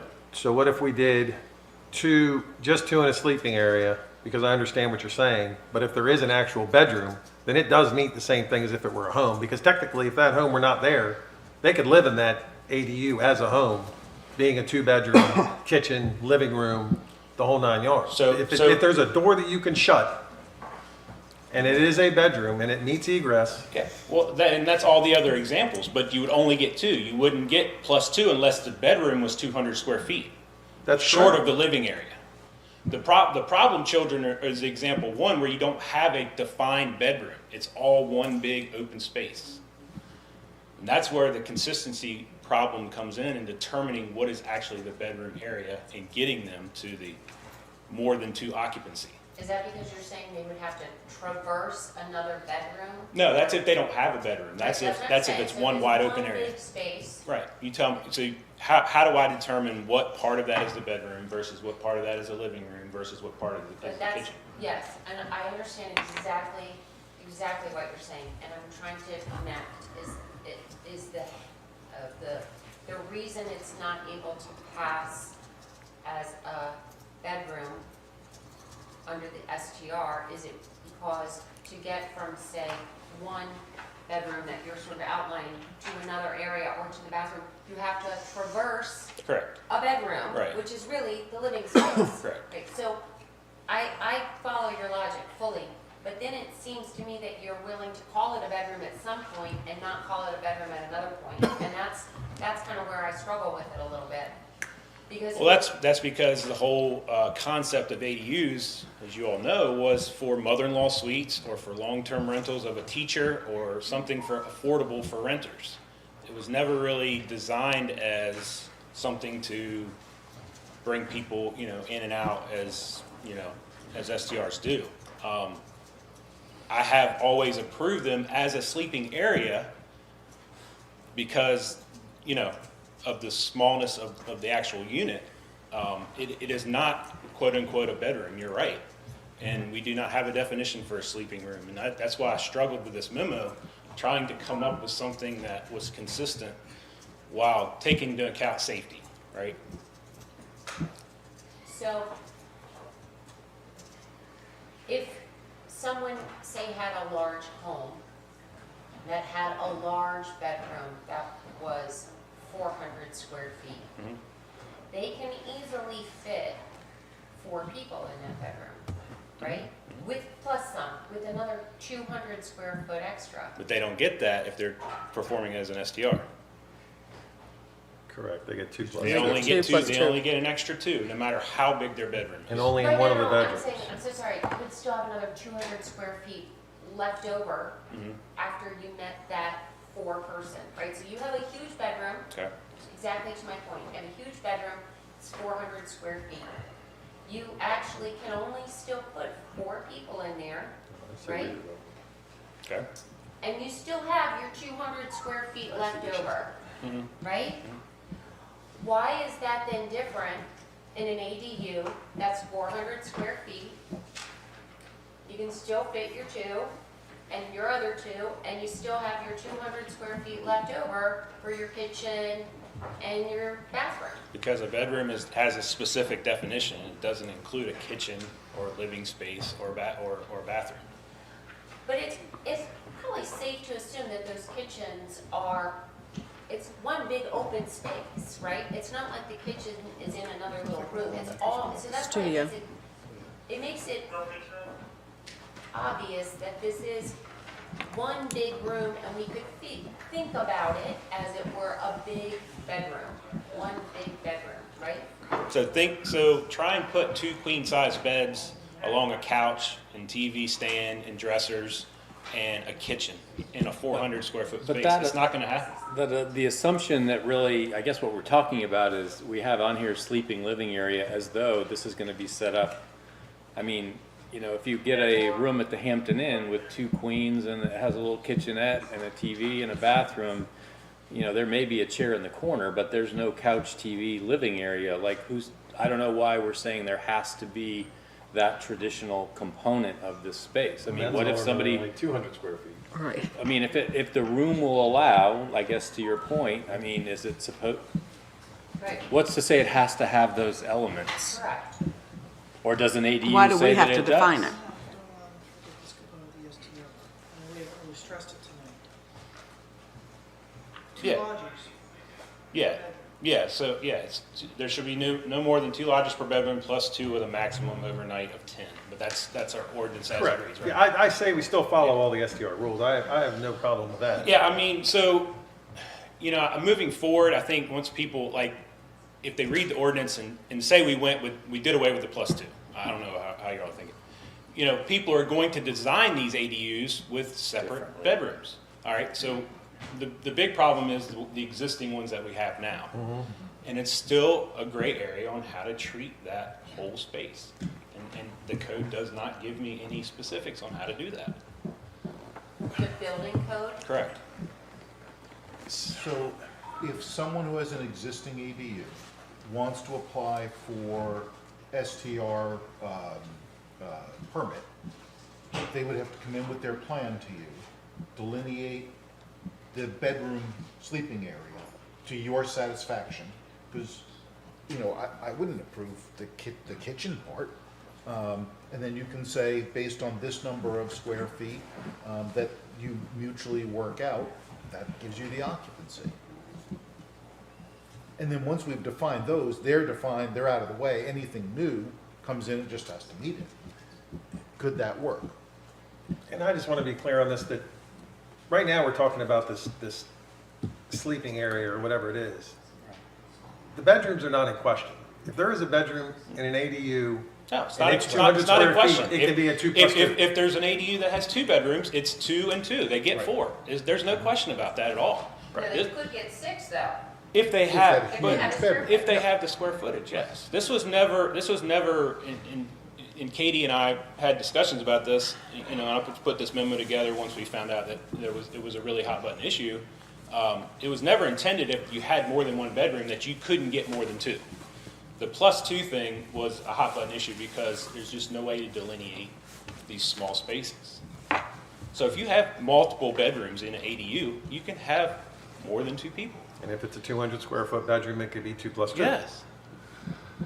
I would actually say, and this is a side, but the way I look at our STR ordinance, it doesn't say 2 per bedroom plus 2 in a bedroom. It just says +2. That was, That's purposely done. Yes. no, well, and That's we raised concern about that last year, that's not well written.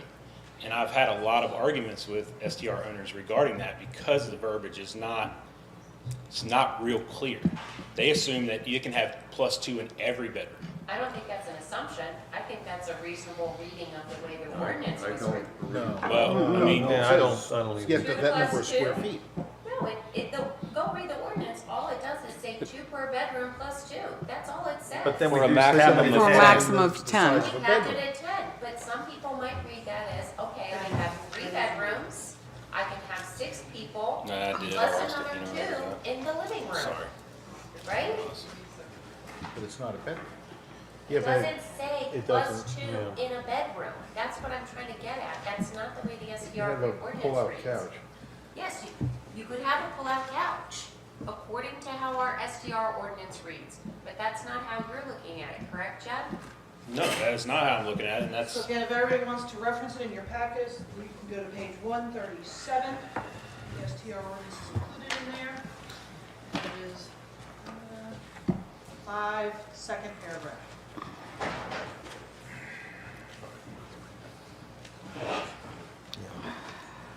Second paragraph, occupancy, space having no more than 2 lodgers per bedroom. +2, yeah. Yeah. It's not clear, and I agree, and that was added kind of last minute when that ordinance was passed in December of 2024. Because if I'm an STR owner and I read that, I think. understand, but I know that, you that, are sympathetic, right, but that's that- not how you're applying it. that, well, and that's not how council wanted it. That is not how council wanted it. And And yet, if as I'm I wrong, read please it- tell me. That's not how council wanted 2 per bedroom. And we were at 2 per bedroom, and then we had discussion that night that we said, well, what if we could give one room with +2? Because a lot of rentals I go to have 2 sets of bunk beds in them, right? So that was the whole reason for the intention of the +2. That's exactly It was right. not for every bedroom. That's not how it reads. It does not. And just. No, I know it's not how it reads. And we so- raised concern that night So it about is it. I think it's how we said it, reasonable, but it's not how it so it is reasonable that someone would think that if they had a 2-bedroom STR, either an ADU, the other house, that if they've got a 2-bedroom, they can get 2 people in each bedroom +2 on a pull-out couch. Yeah, that's not. And it's not unreasonable to think that you would be able to do that based on the way this ordinance is written. Technically, they wouldn't even need to do that. They could put 4 bunk beds in every room. No, No. because you would have to have the right square footage for a bed, for a Correct, bunk bed. correct. That's the difference. See, to have 4 people in a bedroom, you would have to have 200 square feet. But it doesn't say it in that number Does 5. not say it in here. So I understand that's how you're interpreting it, Tara. I can tell you that is how I'm ruling on it. I've issued rulings already. I've issued some approvals of the over the occupancy.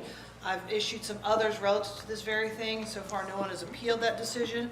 So that would have to be a zoning determination letter that goes out to a property owner. They would need to appeal that and challenge my ruling of how I am applying this ordinance. And not only that, we have the other And parts that- of it to where if it goes over 10, you have to have the parking Correct. and everything else. So we do have some guidance. We have put out some denials for that as well. Because that is exactly how the conversation the night this was adopted, when this got added in. Yeah.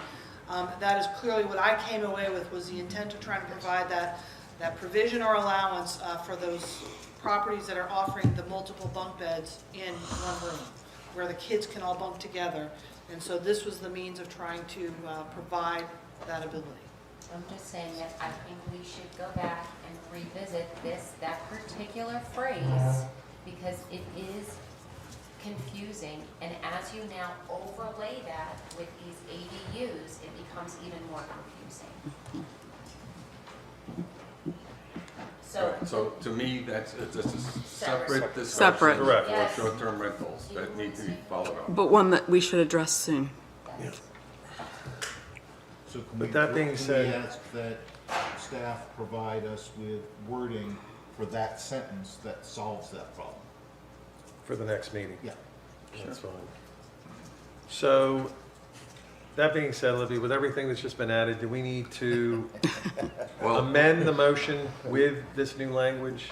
The no, motion's we on already the have a table, there's a motion second. and a second, but we had a change with concurrence. So we need to amend the motion to add that language in. Mr. Mayor, I'd like to amend the ordinance before us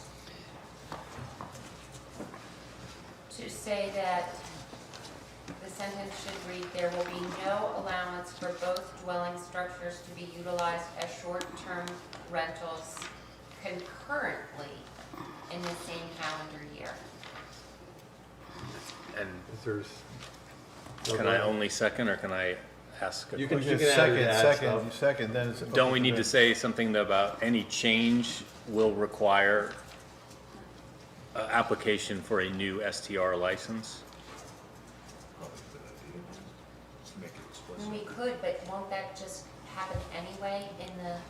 Well, they might, Someone Just must have flip it. already paid for an STR. yeah, I already got one, I'm just changing what I I'm think doing. just CYA, if you want to add that to your motion. Okay.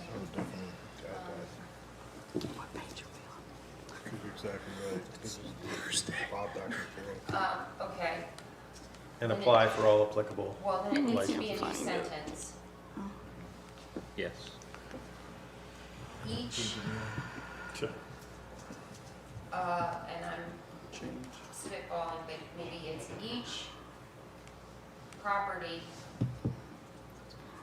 must apply for an STR permit How separately. about just each property has to be licensed appropriately for whatever change. use?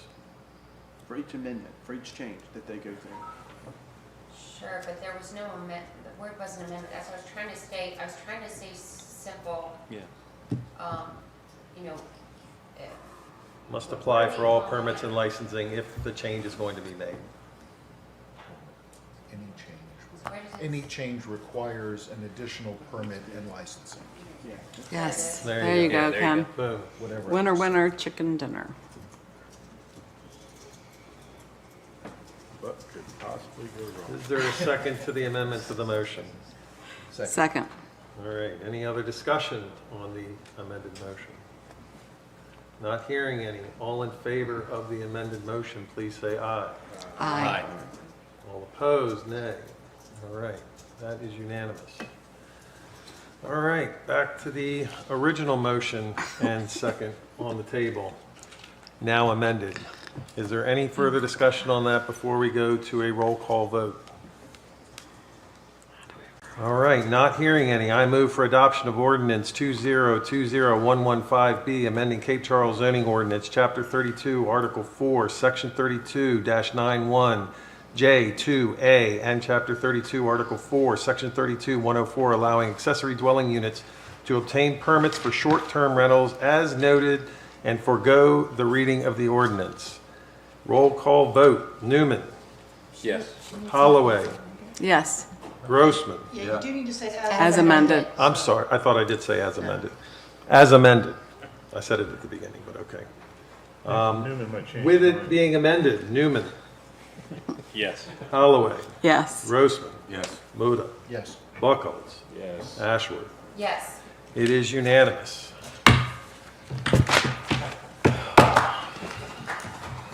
I'm just disappointed. I'm telling you, overall, this discussion should have happened at planning commission. Yes. Yes. And we should have had that information 5 months ago as we've been discussing this. This is not, we shouldn't get into these situations where, because that's where the wording gets off and the confusion happens and something can get missed. Amending on the We've fly, got, as Katie said. we've got to, Wording on the we've got to be better at any information that's needed and moving along with the process and holding ourselves, all of us, both council, planning commission, and staff accountable for all the information when we need it. It's not fair to the planning commission for the work that they've done. It's not fair to you all for the work that you've done, and for all of us to have to be put in this situation, and certainly not to our public that's been patient through this process. I mean, I have some problems with the fact that we're getting a lot of last-minute additions to agendas days before, as opposed to our rules, which are a week. And I'd like to see us address that. This has just highlighted that today, but we've had it a lot recently. And no blaming, it's just, it's not fair to the people we want to be engaged in. It's not fair to us to try to have to catch up and get our heads back around. And it feels like information gets missed and like you're trying to remember, well, did we see this one? Did we not see that? We just need to have it and we need to meet those FOIA regulations of posting things. And I agree with that. And when it comes to this, I mean, I know this was something that had to be done, and I'm very happy that it finally is. But, I mean, from here on, I think if something like this does come up to where it is last minute, we need to start pulling it, because we do need more time. In this issue, we didn't need more time. We had plenty of time. But just going forward, I agree with Tammy that I'd like to see stuff a lot sooner. Is that part of your 5 minutes, by the way? Well, it is on my comment list. I do have a question that's still about ADUs, if I could just ask it here. Sure. So one of our residents wrote in that we had 18 ADUs. How do we know that those, that assumed that they were, And that was based on what was presented by staff in October. right? But it seemed like an assumption that we know they're long-term rental. And we don't know that. I just wanted to clarify for the record. And I know for a fact that We're there not- is one that is, but the other home is a short term, so it's either going to be one or the other, so. Right. Well, I just wanted to clarify that we're not looking in this approval to have 19 ADUs suddenly switch from accommodating long-term rentals as a possibility. I just, for the record, I wanted that to be Some very might not clear. be used for either. I know, I just, it Just to com- implied. Just to comment on this, both at the planning commission and to the town council, we provided you the inventory of all the accessory structures. We then noted which ones were accessory dwelling units, those of those accessory structures, and which ones got approved prior to ever this being in the zoning ordinance, to when it finally got into the zoning ordinance, to when it was a cut process under the zoning ordinance, when it went to a by right use under the Yep. zoning ordinance, and then now, which ones, we then reached out. And we told you in that inventory, Yes. we gave you the statistics, we reached out to all of those that we felt had applied, or somewhere in there was an ADU, or we were uncertain what they were using the property for. We called them. We Right. knocked on the door and we asked them, and we told you there were a couple that did not respond to our queries. We're still trying to close the gap to complete that inventory, but that's where that information came from, that survey which you were provided. Right, but the assumption that the resident made is that 18 of them were all long-term rentals that are now suddenly going to be kicked to the That was the street. assumption made from the Civic League, I know. not by a resident. No, the Civic League That did was not. someone reading a letter. The to res- somebody. I am trying to clarify for the record Civic that League that did is not make not that what they exist. I think it was, if I'm remembering the comment that came in tonight, it was something they heard at the Civic League was told to The them. number, Yes, not the not that they were The long-term number of rentals. ADUs, not the number of long-term Yeah. ADU It units. was Because, just to a- be totally honest with you, and we'll close the discussion on this here, is that if they were all being used for long-term, just long-term rental right now, we would not be having this discussion. And we did not say that they were all being used for I know, long-term I- rental. We And told then you that's that. Just where I trying to wanted clarify close it, for the 'cause record, it's- Katie. Yes. Yeah, 'Cause I don't want that getting out there that that's the case, that we're kicking everybody out of their ADUs, because that is not the case whatsoever. Can I rent your place? Can I rent one? So that being said, Mr. Town Manager, Yes, do you have comments this evening? I do, thank you. Okay, you're welcome. First, I want to thank the gentleman for bringing just to our attention the signage regarding Plum and Madison, and we will look hard into that and see if we can get, become an advocate for that situation. Also, Just a resolution. thank you, Tammy, for sharing your heart about that matter, and I will be held accountable for that, as with my staff, that, you know, as we've embraced values of community engagement, accountability, professionalism, and excellence, that we will give you a week to make sure that you can have reviewed that and do our best to not add or amend information, because we want to make sure that you have a chance and the public also has a chance. So that will be, we will be held accountable, so that brings in a greater stance of excellence. So I think that that is something that you guys deserve, and so does our public. And we will make those adjustments, knowing that if it does get pulled, the process may take a little bit longer, but at least it'll be very thorough for everyone to hear. Just want to make sure that was on the docket, that you heard it and I hear it, because it's my accountability with the community as well. Thank you for all comments that were made on behalf of this matter, and appreciate your time that you're here. Just things for you to note. Personnel, Jeremy Camp, our Public Works seasonal employee, completed his seasonal assignment to assist with holiday prep for the town and to assist the holiday events. We look forward to bringing him back in the spring. Katie Lewis, who has been with the county as a deputy treasurer, will start with us January 27th as the new business specialist in STR, taking Ryan's position as he moved away. So we're very excited about that. It was a great interview process, and it was a unanimous decision on that. Training and conferences, as recently assigned class, we have recently been assigned defensive driving, which is a requirement for all staff to take, especially those who are using town vehicles. And that is going to be required to pass. During the period over the holidays when the library had to be closed for renovation, staff also completed many of the classes from the Niche Academy and the GeoGov. Katie Nunez, our planning director, and Paula Davis, harbor master, has participated in one of the supervisory and leadership classes provided by HR, and it's on feedback and building trust and performances. Jim Pruitt, our chief of police, has taken a class through our essay on effective force. and employees are continuing to utilize this on-training portal that we're working through. So all of them are going through. Our HR director is giving assigned requirements, and also our department heads are beginning to give each of their departments separate ones based on what they think is best. So that's all I have. Thank you. Council, any comments? I had two. One, county real estate assessments will be coming out in February.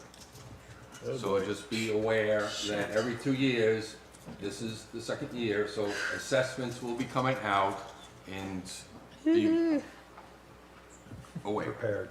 The other one, I was asking survey results. We had moved our surveys out to the end of this week. Can you give some kind of count? Sure, we're roughly around 400, and all of them have now been converted online. So we already have demographics and charts and stuff that, by doing that, it automatically does it through Google. So it has saved us a tremendous amount of time, although it has taken a lot of time to do it. But I think at this point, we're around 400. We still have end of day tomorrow? Yeah, and we did more pushes throughout the week. Yes, we did. Even on Nexel, that's what it's called. So we put a big push on that too. Great. Anything else? Oh, I do. So Monday, Martin Luther King Day. Rosenwald is going to have their ribbon cutting ceremony. Most of you all know this. They're full, so they will be broadcasting WESR and one other place. I forget what the other place was. The other, Cape. Cape. Yeah, the Cape. So Adam's not going to be there, so I will basically be giving a little blurb for the town and what this means to the town. So. And 12 to 2 is still open to house. everybody. It's Open to house. everybody. So stop by and see if you haven't been there. Come see it, because it's going to be a big part of the community, and it's right smack in the middle of town. And it's pretty incredible. Will they have signage? All right, on that note, are there any other comments from I council? do have one thing. Yes. Registration for the Academy of Lifetime Learning has opened, I think, last night. So they offer lots of great courses. Some of them are just a day, some are a bunch of days, but there's all sorts of things going on, from pickleball to flower arranging to many other things. So if you go to their website, you can, it's $30 a semester for as many courses as you want to take. And there's some great stuff there. All right, not hearing any other comments? Motion for adjournment? So moved. Is there a second? All in favor? Aye. No.